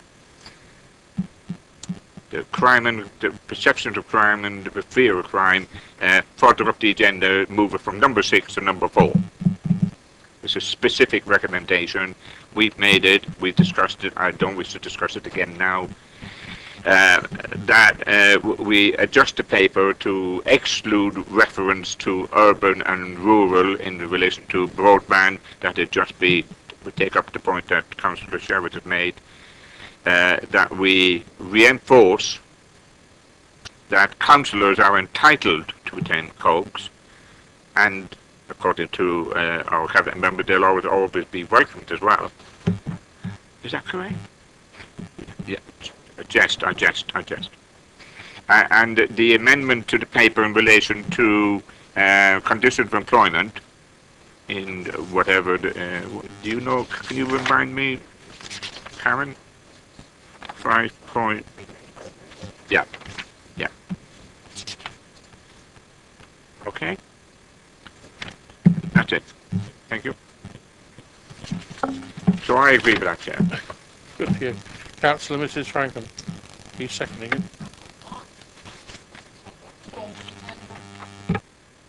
Yeah, I'm happy to second those 4 points, and I actually think it's something that tonight we've all sort of spoken on, and I don't think there's anybody that would disagree with those. So I'm very happy to second that. Councillor Garn. I'm going to vote against. There are some points there that I agree with. There are some points there I disagree with. The cabinet member is here to listen to all of them, and I don't think a recommendation is required.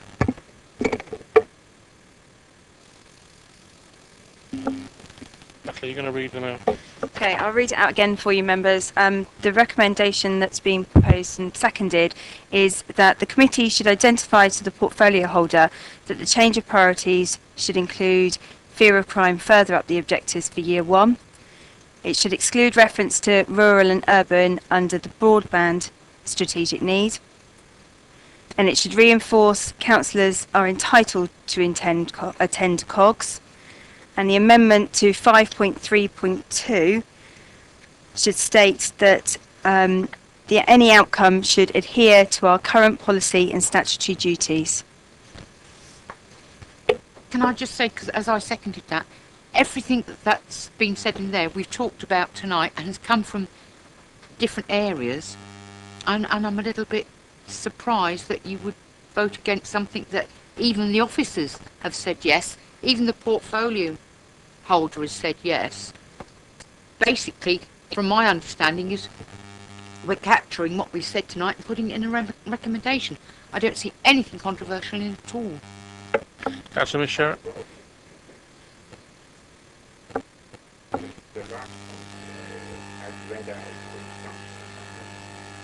The last point, as you've read out, is not exactly as we specified it. 5.3.2 currently says, as a result of the future service delivery outcomes are considered, remove the words and addressed, retain the words as early as possible, and add the words and met. That's what we say.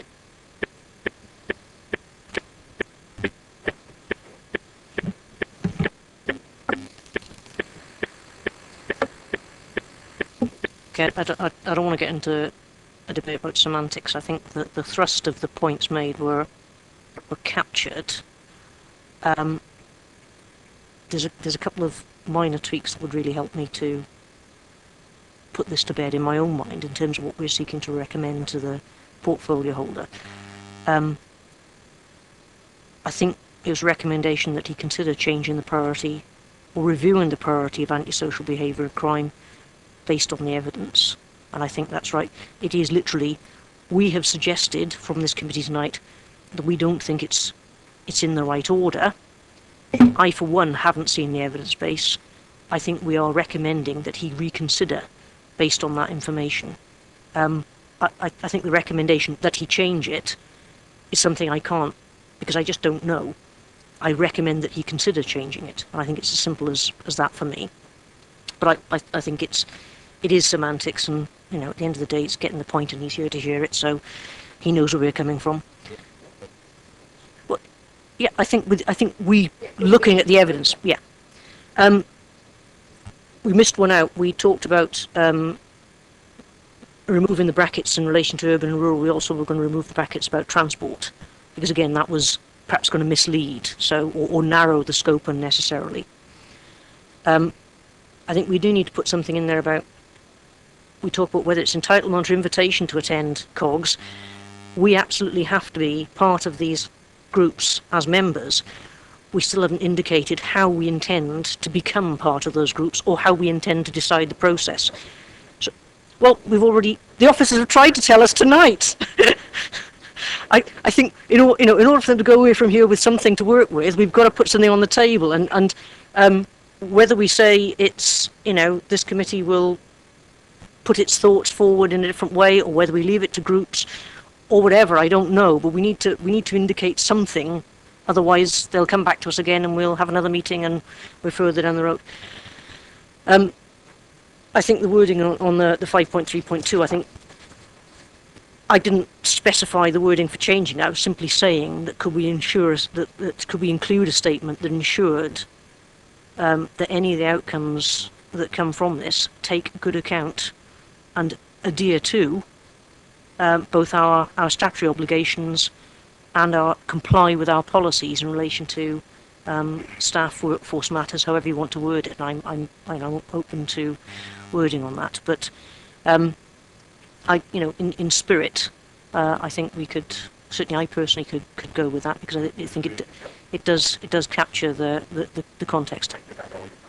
However, I would like to have something that this committee says to officers: we would like to decide the process for composing membership of COGS in a certain way, and I'm looking for a suggestion rather than putting one forward. But I think we just need to have.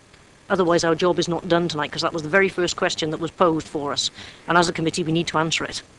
Councillor Gardner might be able to help us on this. It's a suggestion. Membership of the COGS by members shall be determined by EPP, but not necessarily be drawn from EPP. I don't really want to specify how many, but I think this committee should probably be the one that has the final say on who joins it.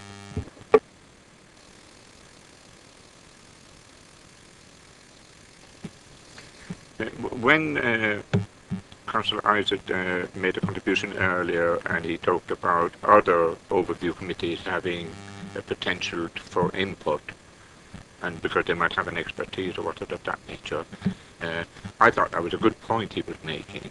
But I do think the overall control of commissioning and COGS and all that needs to be with the EPP, without excluding the potential for other overview committees to express views about particular issues. Could we enhance, could we convert what you're saying into that? Yeah. Because additionally, if I may say, Chair, I don't think we're prepared to say a number now in terms of councillors, but we have moved from being invited to being entitled to attend, which was a key factor in our view, because it reinforces the position whereby elected members are entitled to have a contribution and to be there. But I don't think we need to, at this moment, to go further, because we're not able to. But the point that we need to go further is understood. Yes, Councillor. Just to elaborate, because I'm conscious of the practicalities of timing. I think we are sort of almost starting to establish some guidance for a protocol here. So we've got something about transparency, we've got something about minutes and record keeping, we've got something about even balance, we've got ownership sitting under the EPP, or stewardship sitting under the EPP. In order to get to a process, can we at least say that, maybe it does go to groups or wherever in the first instance, that when there is an interest, people can put themselves forward. But if it always has to wait to come to this committee to be actioned, then I can say we're never going to get to a point where things are going to happen. And no, it's almost like the sort of when we deal with maps and things like that, we have a discussion about it. People put themselves forward, we decide it, but it is actually the parent committee that ratifies it. Otherwise, we end up in a position where we have to wait for a committee before we can do anything. Yeah. Okay. Sorry. I shut up now.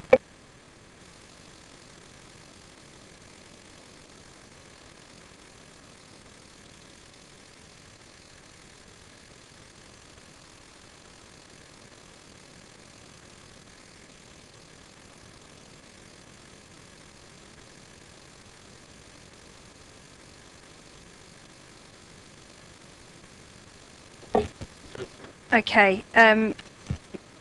Right. That last point, what I've written down is that membership of the COGS should be put forward through group leaders and should be ratified under the stewardship of economic prosperity and performance overview and scrutiny.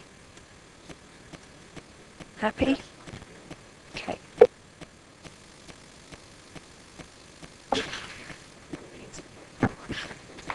The recommendation is The committee should identify to the portfolio holder that consideration be given to the change of priorities to include fear of crime further up the objectives for year one based on evidence, to exclude the reference to rural and urban under broadband, and that should cover the whole borough, to remove the brackets relating to the public transport objective, to reinforce that councillors are entitled to attend the COGS and that the membership of COGS should be put forward through group leaders and should be ratified under the stewardship of economic prosperity and performance. And finally, amendment to 5.3.2 that should encompass the spirit of ensuring that our policies and strategies, our policies and strategic obligations are adhered to.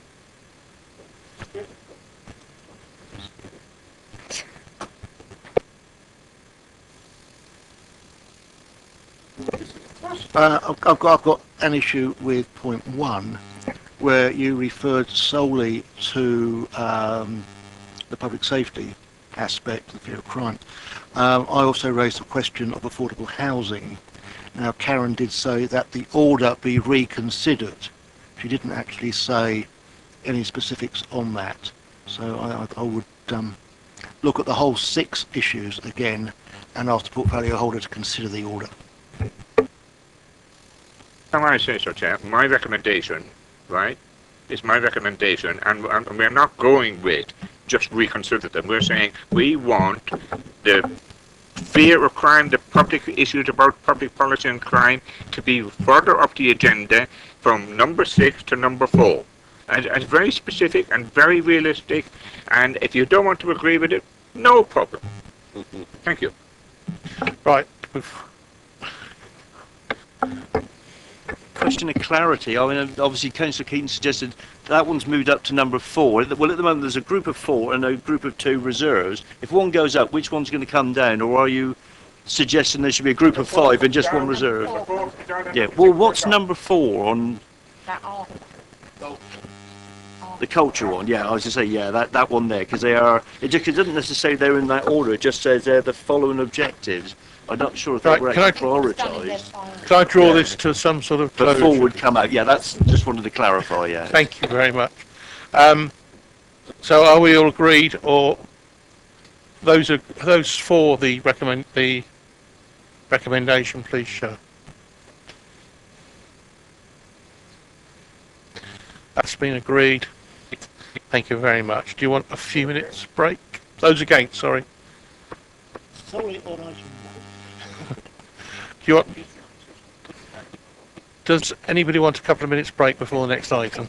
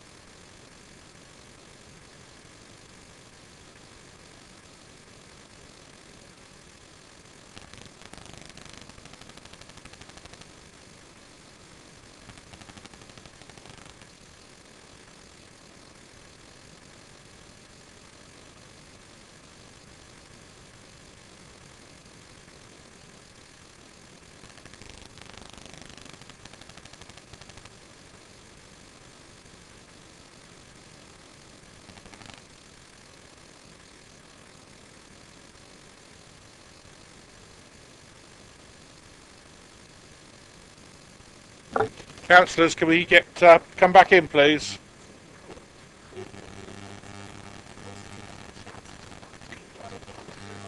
Councillors, can we come back in, please?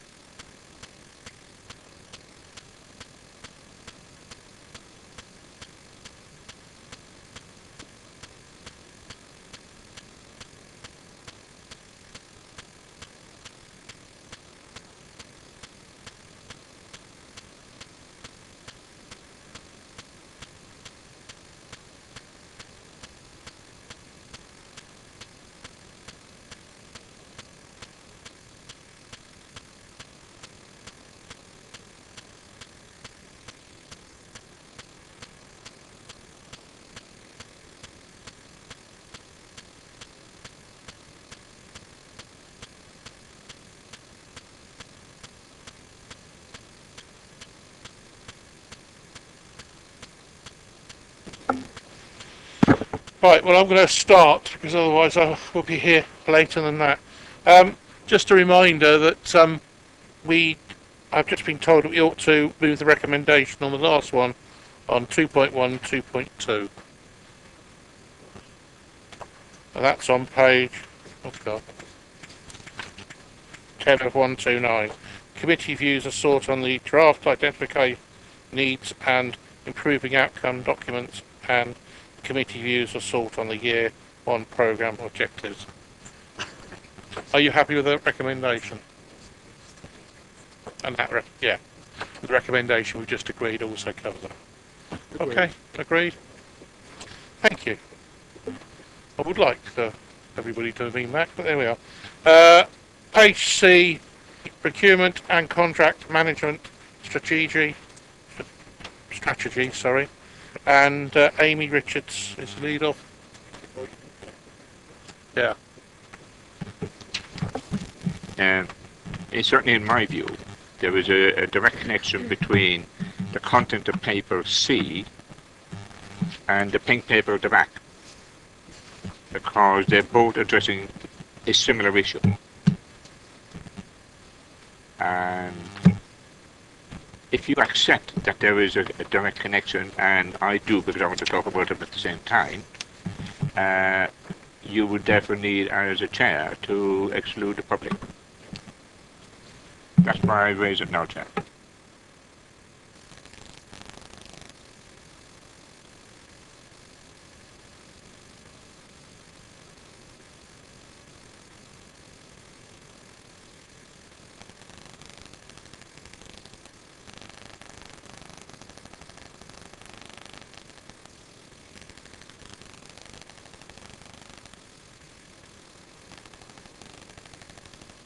Just for the member of the public, we will be listening to the or seeing the slides, and then is that questions or debate? You want to bring that up? Debate. Questions will be asked of the officer, and then everybody will be cleared who are not members of the public or press. Thank you very much. Amy, go for it. Another webcast.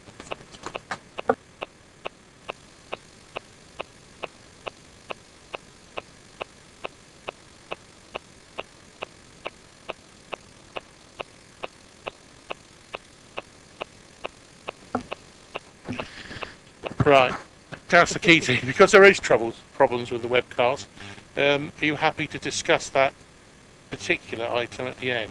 So,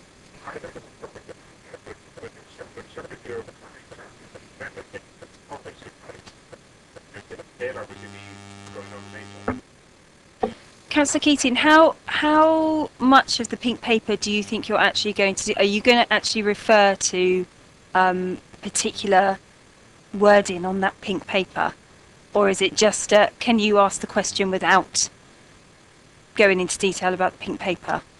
The concern we have is that we don't want to keep officers unnecessarily, but we are concerned that the webcast may not start again because of the problems that we've had this evening. How about let me just put it this way. I will be ultra careful, and if I cross the line, you can tell me. No.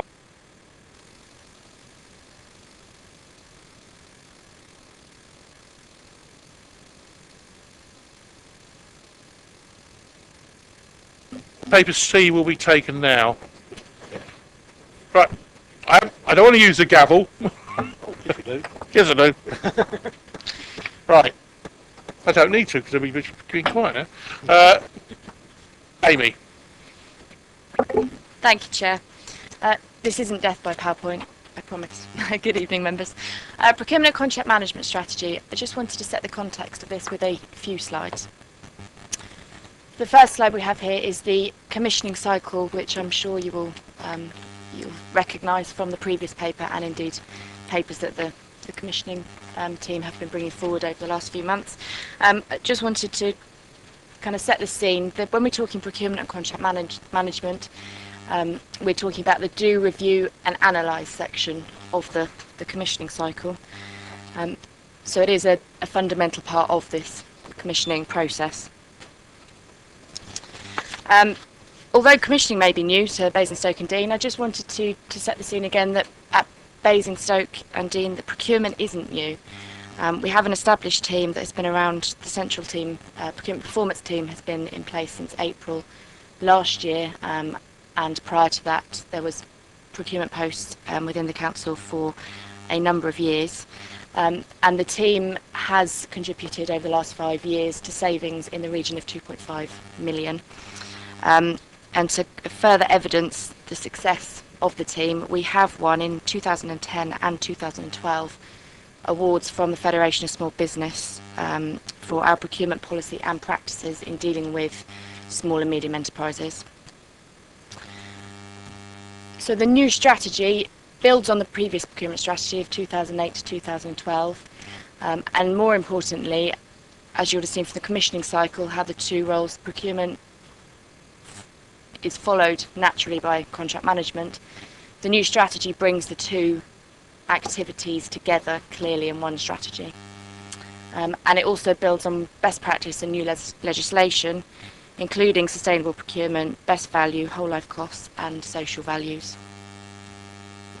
Any questions, please, Chair?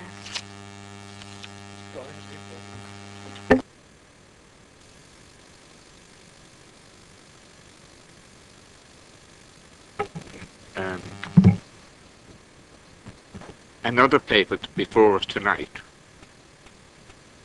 talks about procurement, and it additionally identifies that we have a gap in procurement skills for major contracts.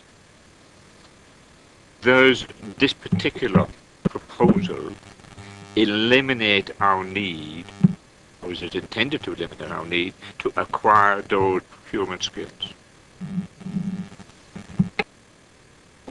Thank you, Councillor Keating. I don't think it eliminates the need to acquire those skills. Rather more, I think it sets the strategy and the commitment to enhance those skills and make sure the right skills are in place. To clarify, Chair,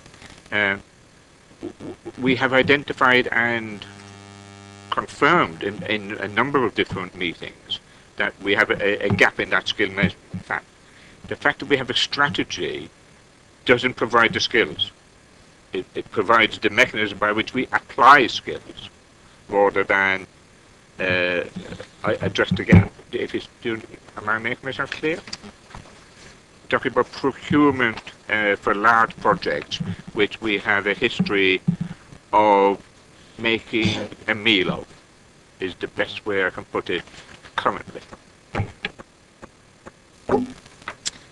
Thank you. Under so page 93 of 127, the procurement and contract management objectives, the objectives are set out there, and under the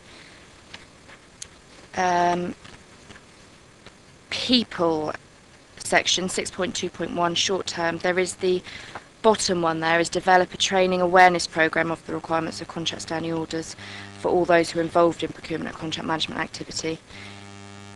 If you had a suggestion of how we could strengthen that one with regards to your particular question. Sorry. If I might answer you, I'm not trying to run the council, if you know what I mean, and I'm not trying to run procurement. I'm simply picking up on the fact that, and I have been party to these meetings, that there had been an identified gap, and that gap has got a significant impact monetary-wise, and I wouldn't want to see acceptance of this paper eliminate us doing something about that. No, it certainly won't, and lessons will be learnt from that. Just following on that point, under the people skills, I would say that in the absence of the in-house skills, it may be necessary to outsource them. Councillor Sherritt? Yeah. Can I interject in a way that might be a little more helpful for this evening? I think one of the points of the table 1 on 84 of 129, introduced by paragraph 3.3, is to draw members' attention to the Sustainable Procurement Task Force Flexible Framework. And what that recognises is a life cycle of development of procurement skills within a public body in order to achieve that sustainability. Where we're at on that framework at the moment is towards the lower end, partly because of our in-house capability anyway, which we're building, but also in order to progress up the framework, you have to have a demonstrable level of skill and capability right across our sort of officer complement, which is something we've not needed in the past, but we'll need more as we go through the commissioning process. I think it's fair to say that this paper would indicate the need for appropriate training and targeted development opportunities for people involved both in procurement and contract management, both in specification and the actual buying process. I think it also recognises and builds upon the commissioning training that the officer team's already been involved in, but within a very tight group, and that now has to expand out beyond the rest of our management complement. It needs to encompass, as we progress up this framework, our own involvement as members that help us to understand our role in procurement, specification and commissioning, and also how we better understand our relationship and management of suppliers. So there's a whole framework here that we can work within, and I think we need to sort of give credence to the fact that it is the start of a formal journey to enhance and develop our skills, but we will never get to the point where for every high value complex contract we will have a category manager who can manage it, because that would just not be cost effective. So to some extent Councillor Gardner is right, there will be points at which we will rely on external support for a period of time to help us through that gap. All right? I totally accept that that is a potential answer, or probably is the answer. But and we've got the evidence in another paper tonight, right? All I was simply saying is we've identified, we didn't call it procurement abilities or skills, we called it a gap in our ability to address specific high-level, high-value contracts. And if there is a gap, and we're suffering repeatedly because of that, then we need to deal with it, even if it means hiring somebody in for the peak issues on significant items. Right, can I say we're on questions to the officers, please? Councillor Shaw. Thank you, Chair. Single question. Is it clear under our existing arrangements where accountability lies for the delivery of large-scale capital projects on budget?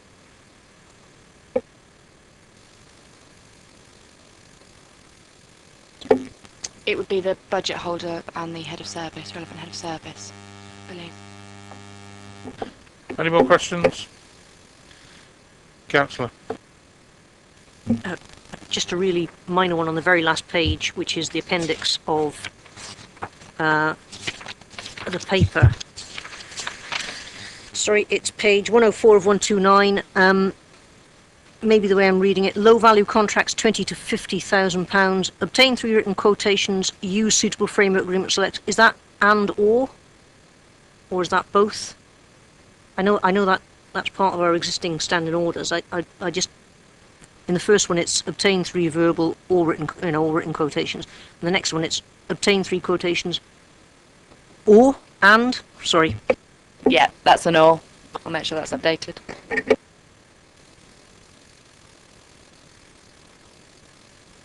Is this a question? Of course you can.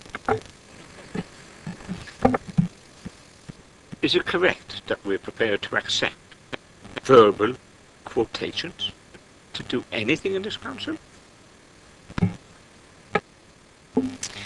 That's currently what our contract standing orders say. The latest version were approved by Audit and Governance Committee Which in I'm a member. April. They are currently under review. Well. So if that's something you want to review. Well, in all honesty, Chair, when we get all these papers, I keep asking for an executive summary or identification of the most significant points. We never get it. The reality is, I miss that in the bundles of papers that I get. But the reality is also, if we're spending public money, we should not be accepting verbal bloody quotes. Excuse my phraseology, verbal quotes, I meant. Thank you. Right, going into debate. You want to mention about the pink papers, don't you? Not now. Oh, good. That's excellent. You can stay. Right, debate.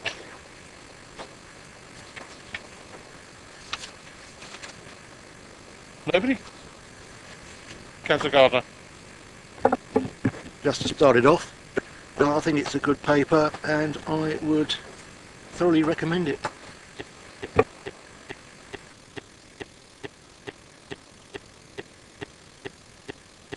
Proposed and seconded.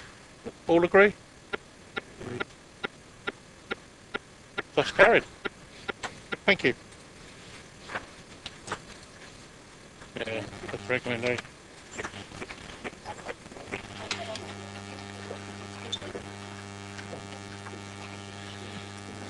Mr. Hood.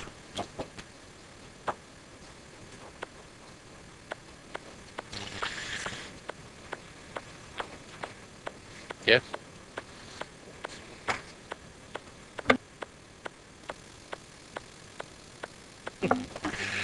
Right, policy for the allocation of local infrastructural fund. Introduced by Mr. Hood. Thank you. Thank you, Chair. Good evening, members. I'll just quickly run through the main points of this report. This is a draft Cabinet report, draft policy, so we are after your comments and views on this. The purpose of the paper is to put forward a policy which will allocate what is currently, or will be by the end of the year, a pot of money of approximately £3 million to make some long-lasting high impact, hopefully, improvements to the infrastructure, particularly in the areas which have seen housing growth in recent years. The money that's in this pot is derived from New Homes Bonus, which, if you've seen the details of the report, is a grant that's paid by the government to the council based upon the number of new properties that are built since 2009. The council receives in the order of £1,150 each year for 6 years for each house that's built.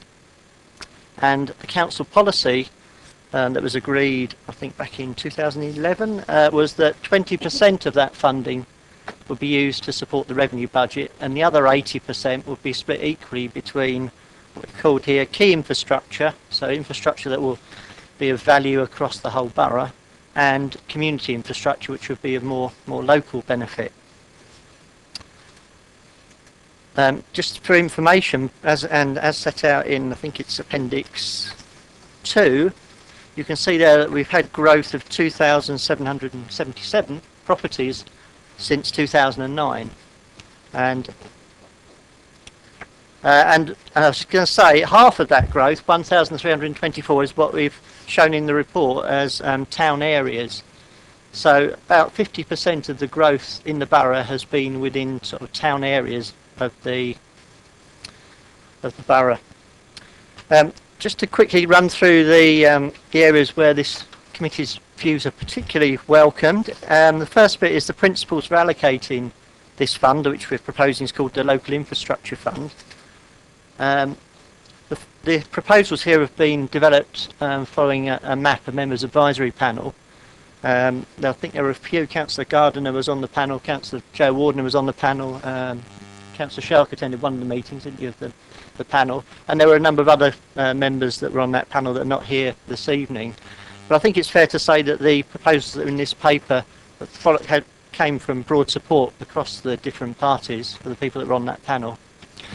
The principle, anyway, as I said, is that we're trying to invest this money into long-lasting schemes that are going to make a significant impact in those areas of the borough that have seen the housing growth.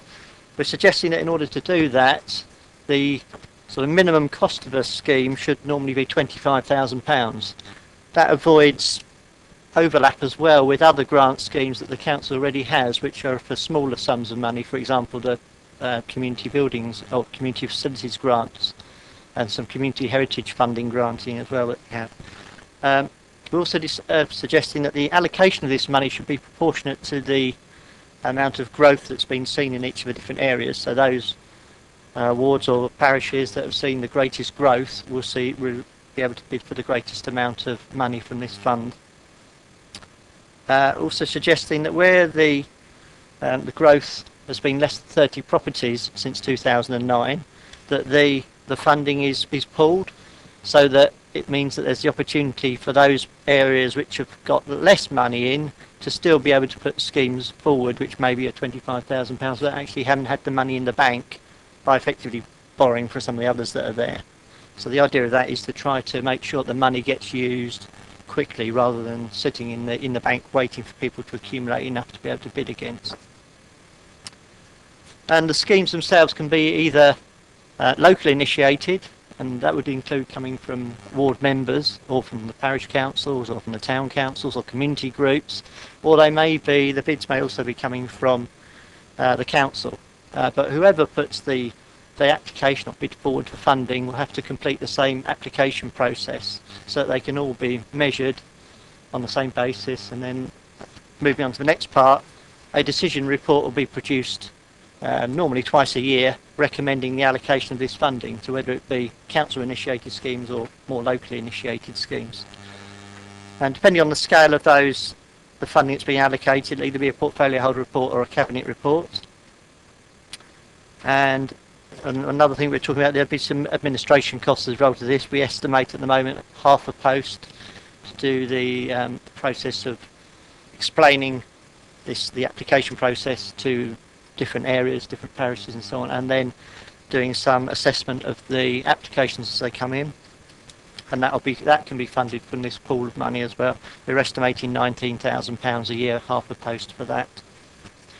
And finally, we're after comments on the appraisal process, which is set out in Appendix 3, which is basically asking people to fill in a form which describes the scheme, explains what evidence there is that there's need for this scheme, shows that there's local support for the scheme, looks at the impact it's going to have and what the cost is, so that we can look and see to what extent it's value for money, how many people are going to benefit and what's the cost of it.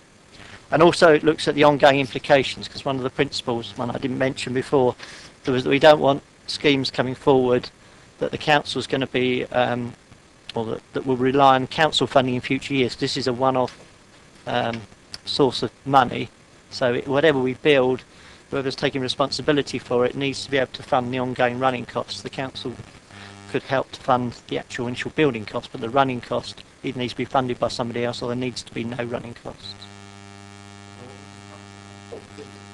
Well, it might be a building, it's not necessarily a building. We've got different types of infrastructure this could go on. Some could be, I don't know, putting in some sort of infrastructure which hasn't got a maintenance cost to it. Mrs. Franklin, sorry. I'm just a bit puzzled. I think everybody knows when it comes to figures, I'm not all that brilliant. Why got Basingstoke town area, and then, you know, everywhere, all the parishes are all individual. Why was that not broken down? Because in the Basingstoke town area, I would say that Popley certainly have had the most of the builds, probably followed by Norden. Then Rookstown, but Rookstown I believe is, I can't see. I thought that was on there, but it isn't. But why was it not broken down? And where does that leave the areas that actually put up with the most development? Because we've doubled, in fact more than doubled in Popley, and we'll be doing more so. We've got another about 1,000 still to come, but I don't see that's broken down. Where does that leave us if we want to put our hands up for something? Councillor, Rookstown's the third one down at the top of the page. So my question then is why, in particular, and I declare obviously I'm the county council as well, and so I have Popley and Oakridge Norden. So therefore they definitely are the highest, and I can't see why it's not been broken down further, as they've certainly got by far the most. It's really just shown in summary there because just to draw all the money together for the town area. We have got the detailed breakdown, so we could put the numbers in separately and we can monitor the numbers there. So if it would be more helpful to break that number down to how we have town areas at the top and then listed underneath the individual ones that make that up, we can do that so that people can see the areas that it's coming from. Yeah.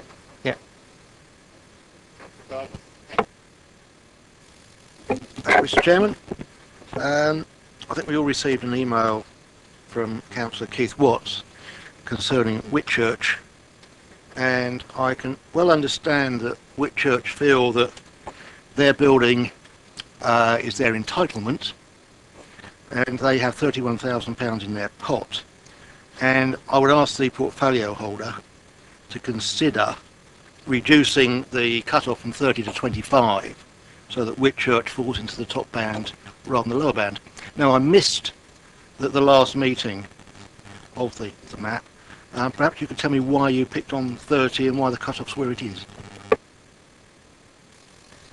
When we picked on figure 30, it was before we worked out the final column shown in the table there. So we were trying to pick a figure that we thought would mean that if people that had got less than 25,000, remember I was saying before that the normal grant application would be for schemes that are on the bigger scale, 25,000 or more. We were trying to pick a level which would mean that people had a level of growth which would mean they had 25,000 to bid for, and those that had less than 25,000 we were suggesting they were pulled together. So with the numbers that are there, we can look again and we can reduce that figure to 25. As you say, it looks like there is a natural break. Whitchurch has got £31,000 in. We can move that up. So there's no magic answer. It was just trying to, at the time, pick a level. We almost got it right. We put 30, 25 was close.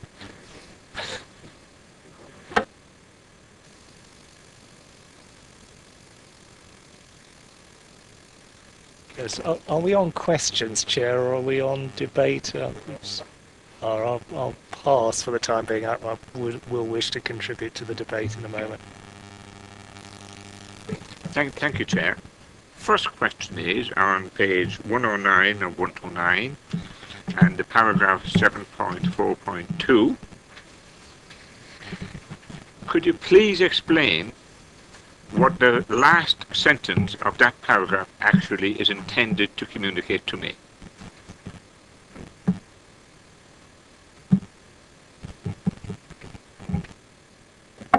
I will try. I'm trying to think of a good example which is failing me at the moment, but it's trying to say that, for example, if there was a a shortage of a particular resource in one area, that if you built it in the area next door, that it might then, or it might be, sorry, the people next door were using the resource in your area, and if you built something next door, it might reduce the pressure on the resource in your area.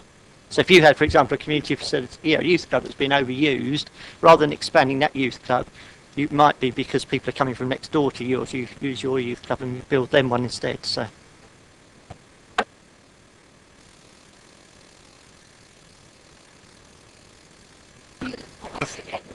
I think it's something to do with the fact he's an accountant.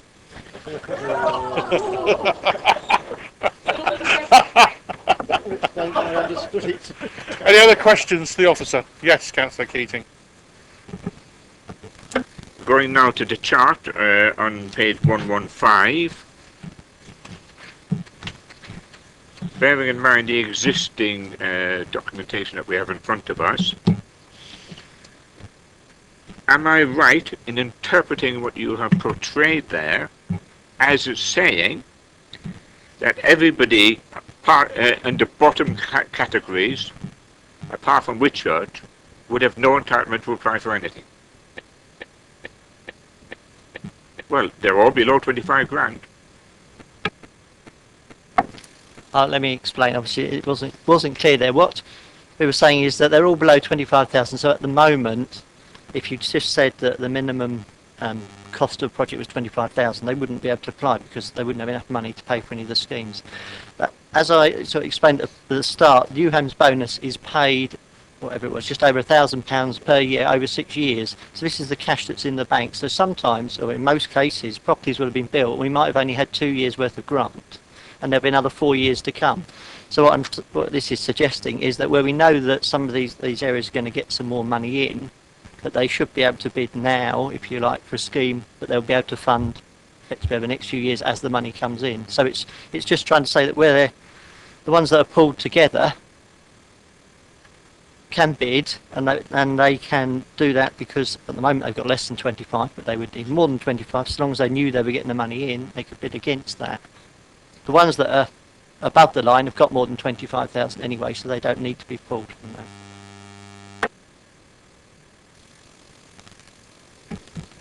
How are we going to identify which ones have an entitlement and which will qualify to get beyond that hurdle of 25?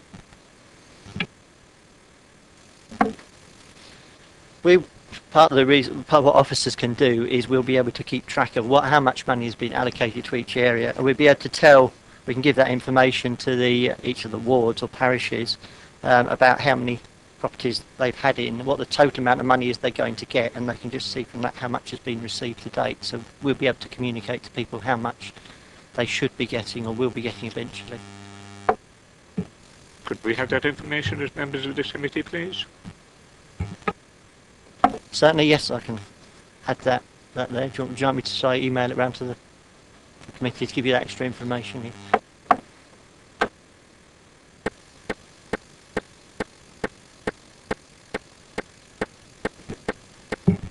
I now turn to the top line of that particular chart, talking about Basingstoke town area, and obviously we're talking about nearly 1.4 million.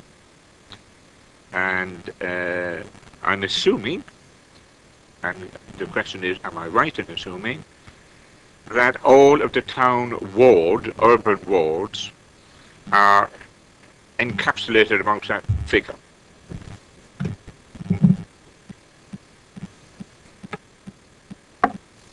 Yes, that's all all the non-parished areas in the town are in there, so they would all be in there. So it would exclude places like Chinham, for example, which obviously would be appearing. And yeah. Finally, Chair. Yes. Can you confirm that you will give us you will give members of this committee a breakdown of that ward by ward? That's what you've said. Thank you.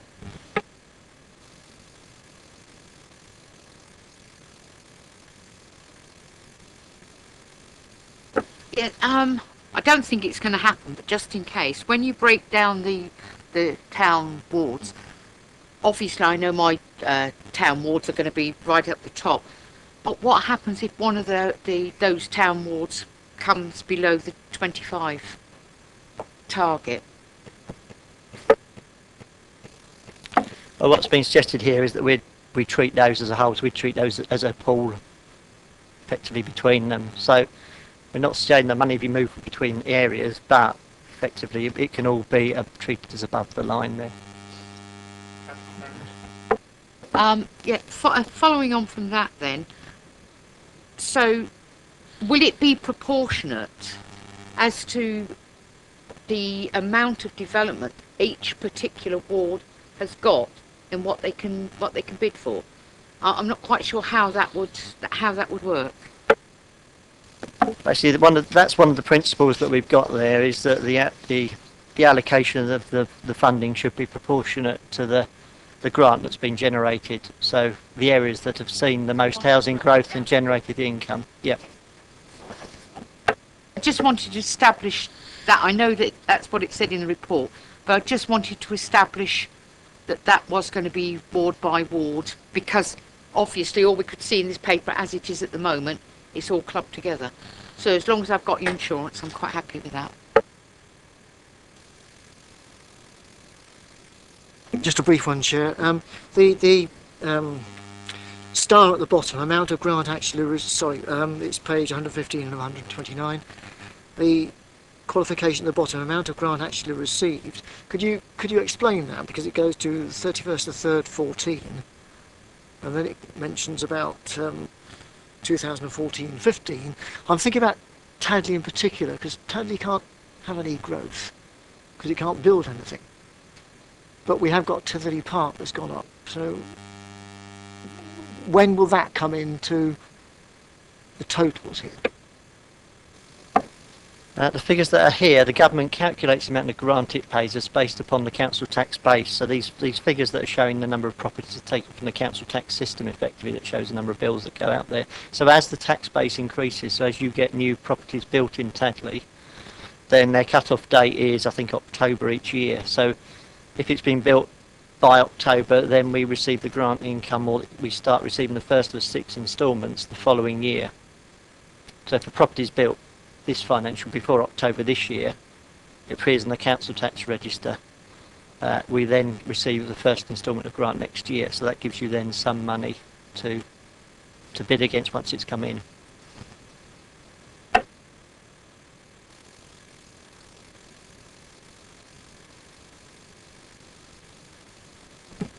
Thank you. Of all the areas, and there will be some urban wards, and there'll be some local parishes who will not qualify to spend. But is that then, does that accumulate year by year and may well thereafter trigger an entitlement over 25 grand?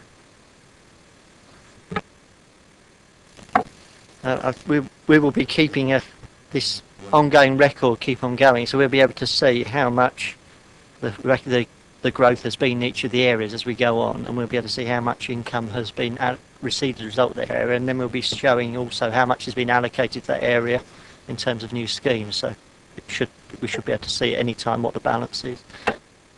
So just to be absolutely crystal clear, if you're not entitled this year, when you get more money under the same categories for the same reasons next year, you add the two together and you'll have a different value, yes? And that will trigger, or not, your entitlement to apply for a grant, apply for an entitlement.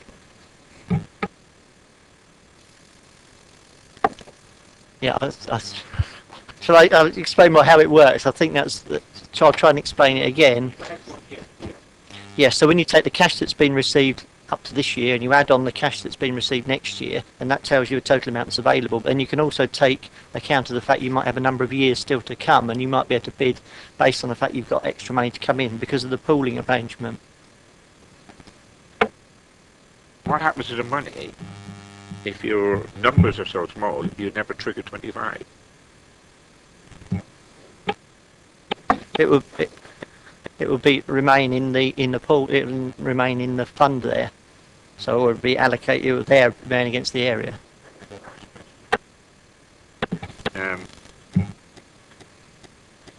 We've got 20% taken off the top slice for general funding or rates, etc. We have 35% to the LEP, and that's a total of 55%. So are we talking about monies valuing value of 45% only? Is that correct? The figures that are shown here are the balance that is available in this fund at the moment, or will be by the end of the year. So that is the money, it's actually 40% of what we receive at the moment that's going into this fund. The money that you're talking about going to the LEP, that's not happening, or it's not, may not happen, has yet to be finally decided until 2015-16. So that there's nothing going to the LEP at the moment, and there won't be next year either. But in 2015-16 there is, and some of the figures in the paper give you projections longer term. One last question. As a member for Silchester and Pamber, I notice that Silchester have 11,000 and Pamber have 11,000. Would you look kindly on two adjacent parishes having a joint project? So I mean that's part of we've said in the report, it's about local areas. It doesn't necessarily have to be one ward or one parish or another. If you two want to join together, or a number want to join together to pool their money to produce some facility they share, then that can be considered. Yeah. If you can share that then, so you could do Popley East, Popley West and Norden all put together. Oh, I like that. Could you give us that in writing, please? Yeah. I'm serious. Because there's no web. I'm serious. Well, I would just say that one of the principles that's in the paper here is that we're saying the funding's allocated to the area that it's been there, and we're saying the area needn't necessarily be the actual ward. It is that geographic area. It might be a slightly wider area, so I think it's there already. Could you not give it to us in plainer English, please? In writing. No, because we don't understand it then. Right. I'm asking an officer for a question. Am I not entitled to an answer? Yes, you're entitled to an answer. Thank you.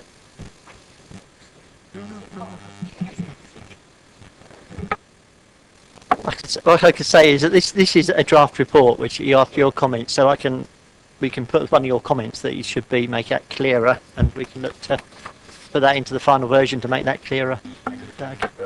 Portfolio holder, do you want to say anything? As you say, no, fine. Debate. Yes, thank you, Chair. Certainly at least one specific recommendation, which is that we should adopt Councillor Watts's wording and say that the amount of funding allocated to an area should be proportionate to the amount of new homes bonus that has been received from that area. And also that the break point should be at £25,000 as the minimum, scheme price. So I've moved that as a specific recommendation. I'd also recommend, and perhaps this is clear already from the debate, but we should certainly split out the Basingstoke town area and itemise that by ward, and the principle should be that money generated within an individual ward should be available to spend in that individual ward, albeit if two wards want to get together, or more than two want to get together and pool a sum of money, that should be possible as well. And I think also, I want to make a specific recommendation in terms of the sort of process, because, my own view is that there should be very much more specific ward member involvement and actually, I think, ward member control over this process. And what I would like to see is, similar to the arrangements, in the county council, where the county council, delegates a budget to individual county councillors, there should be a similar arrangement in terms of the local infrastructure fund as far as ward members are concerned, and it should be ward members who have those sums delegated to them and are able to spend those sums and of course be accountable for that expenditure, and I'd like to move those as recommendations.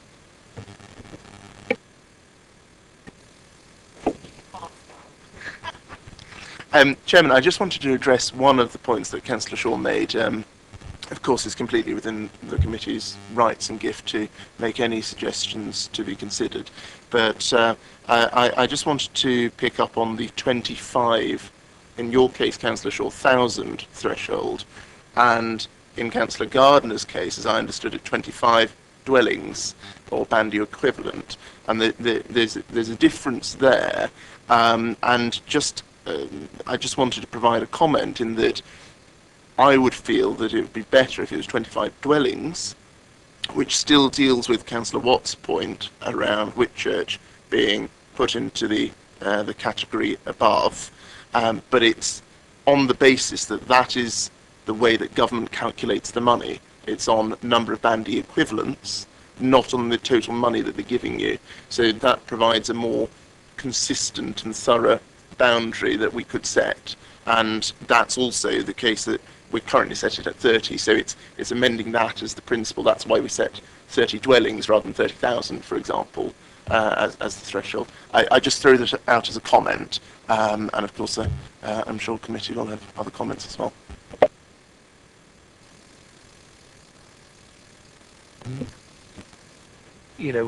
We can go into this in more detail outside of the meeting, but I would have thought that there is a logic if you're saying that, the minimum viable scheme is a scheme that has a value of £25,000. The logical thing is to set the threshold, between pooling and non-pooling at that same £25,000 level.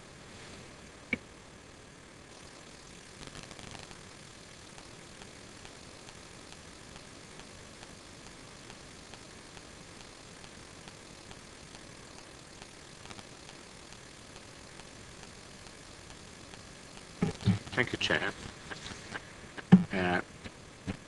I have some reservations about all these decisions being referred only to a cabinet member. And I think that's too much decision making to be just referred to the cabinet member.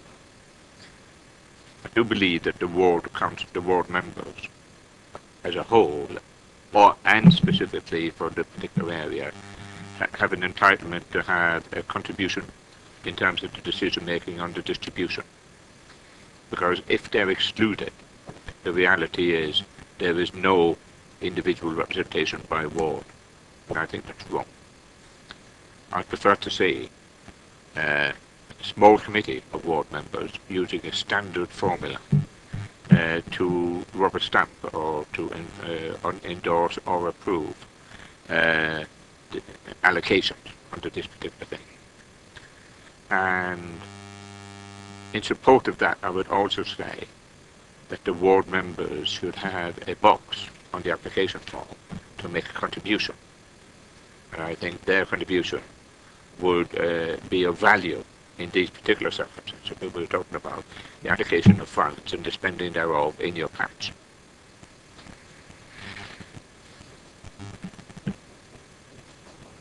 Of course.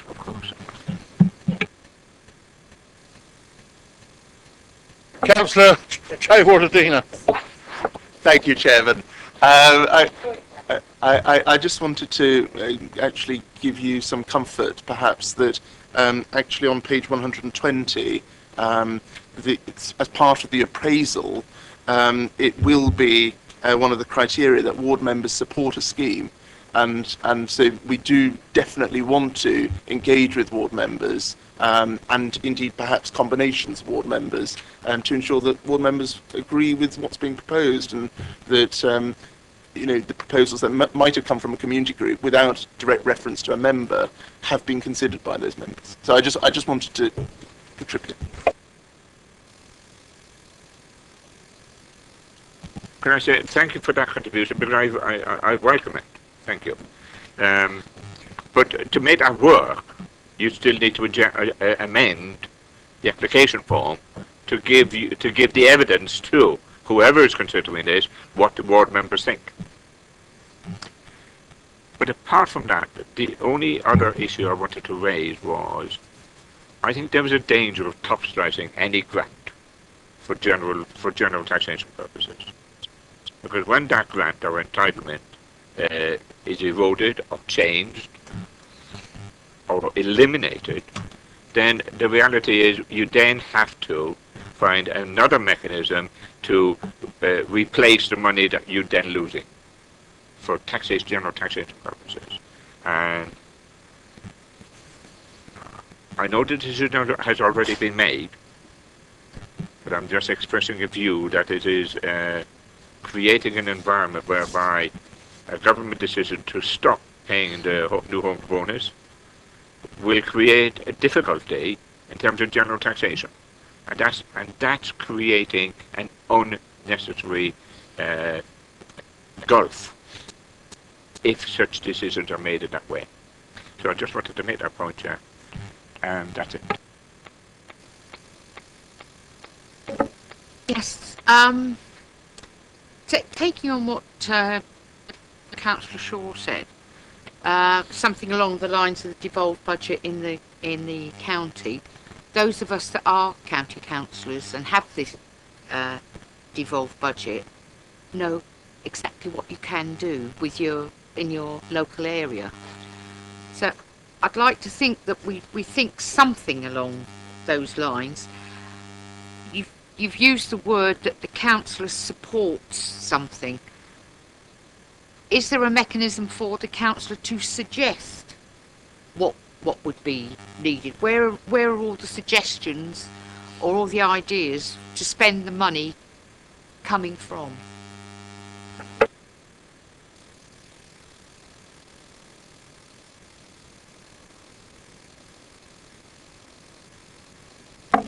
Yeah, the application could be completed by a councillor, the application form there, and submitted to be considered alongside others, or it could be completed in conjunction with a parish council or a community group. There's nothing prescriptive to say who the actual. I mean, we've got a list of the types of applicants, but if the ward member wanted to put in an application on their own, as long as it provided the information required, they can do that. Final thing, whatever is put in for, the local council will be consulted. Yes. Councillor Gerald is just nodding in agreement there as well. So. Just as long as that's sure, because I've just got a case at the moment, admittedly it's counted, where I wasn't consulted. One's very angry about that at the moment, so I want to be sure the borough's not going to do the same.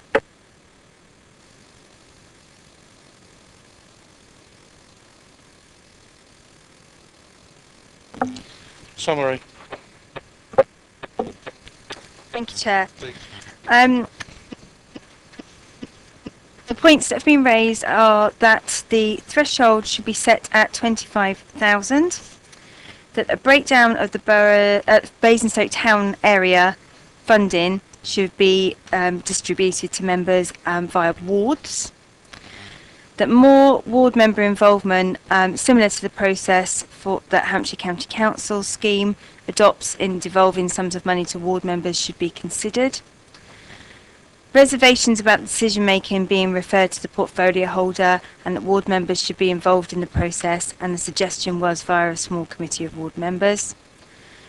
Ward members should have a clear section on the application form for comments.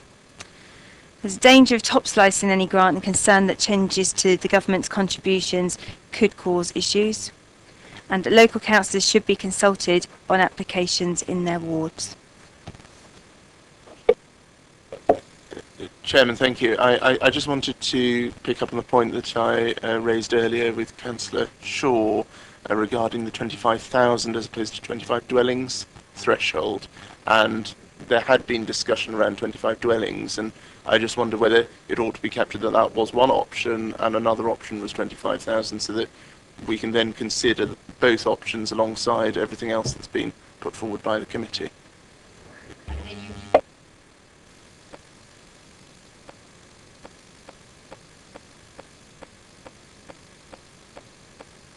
Councillor Keating.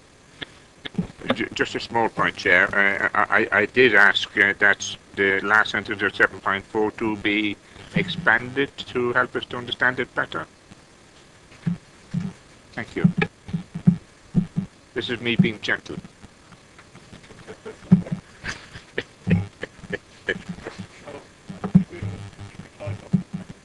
Sorry. Yeah.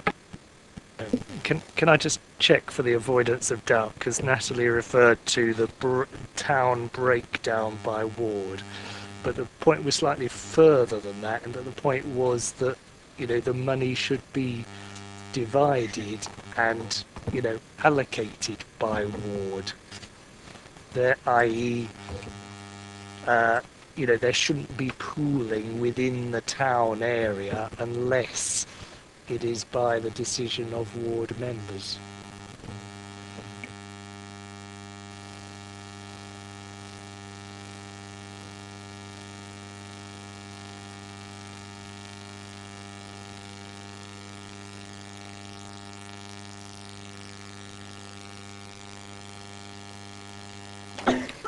So before I close this meeting, I'd just like to say this is Natalie's last EPP.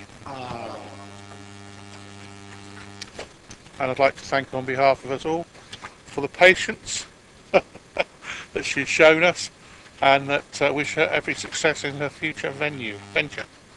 Not venue, venture. Thank you, Chair. Can I just say on behalf of the committee that we have been so impressed with Natalie's ability to sum up the points raised during these debates that she's going to be a very hard act to follow.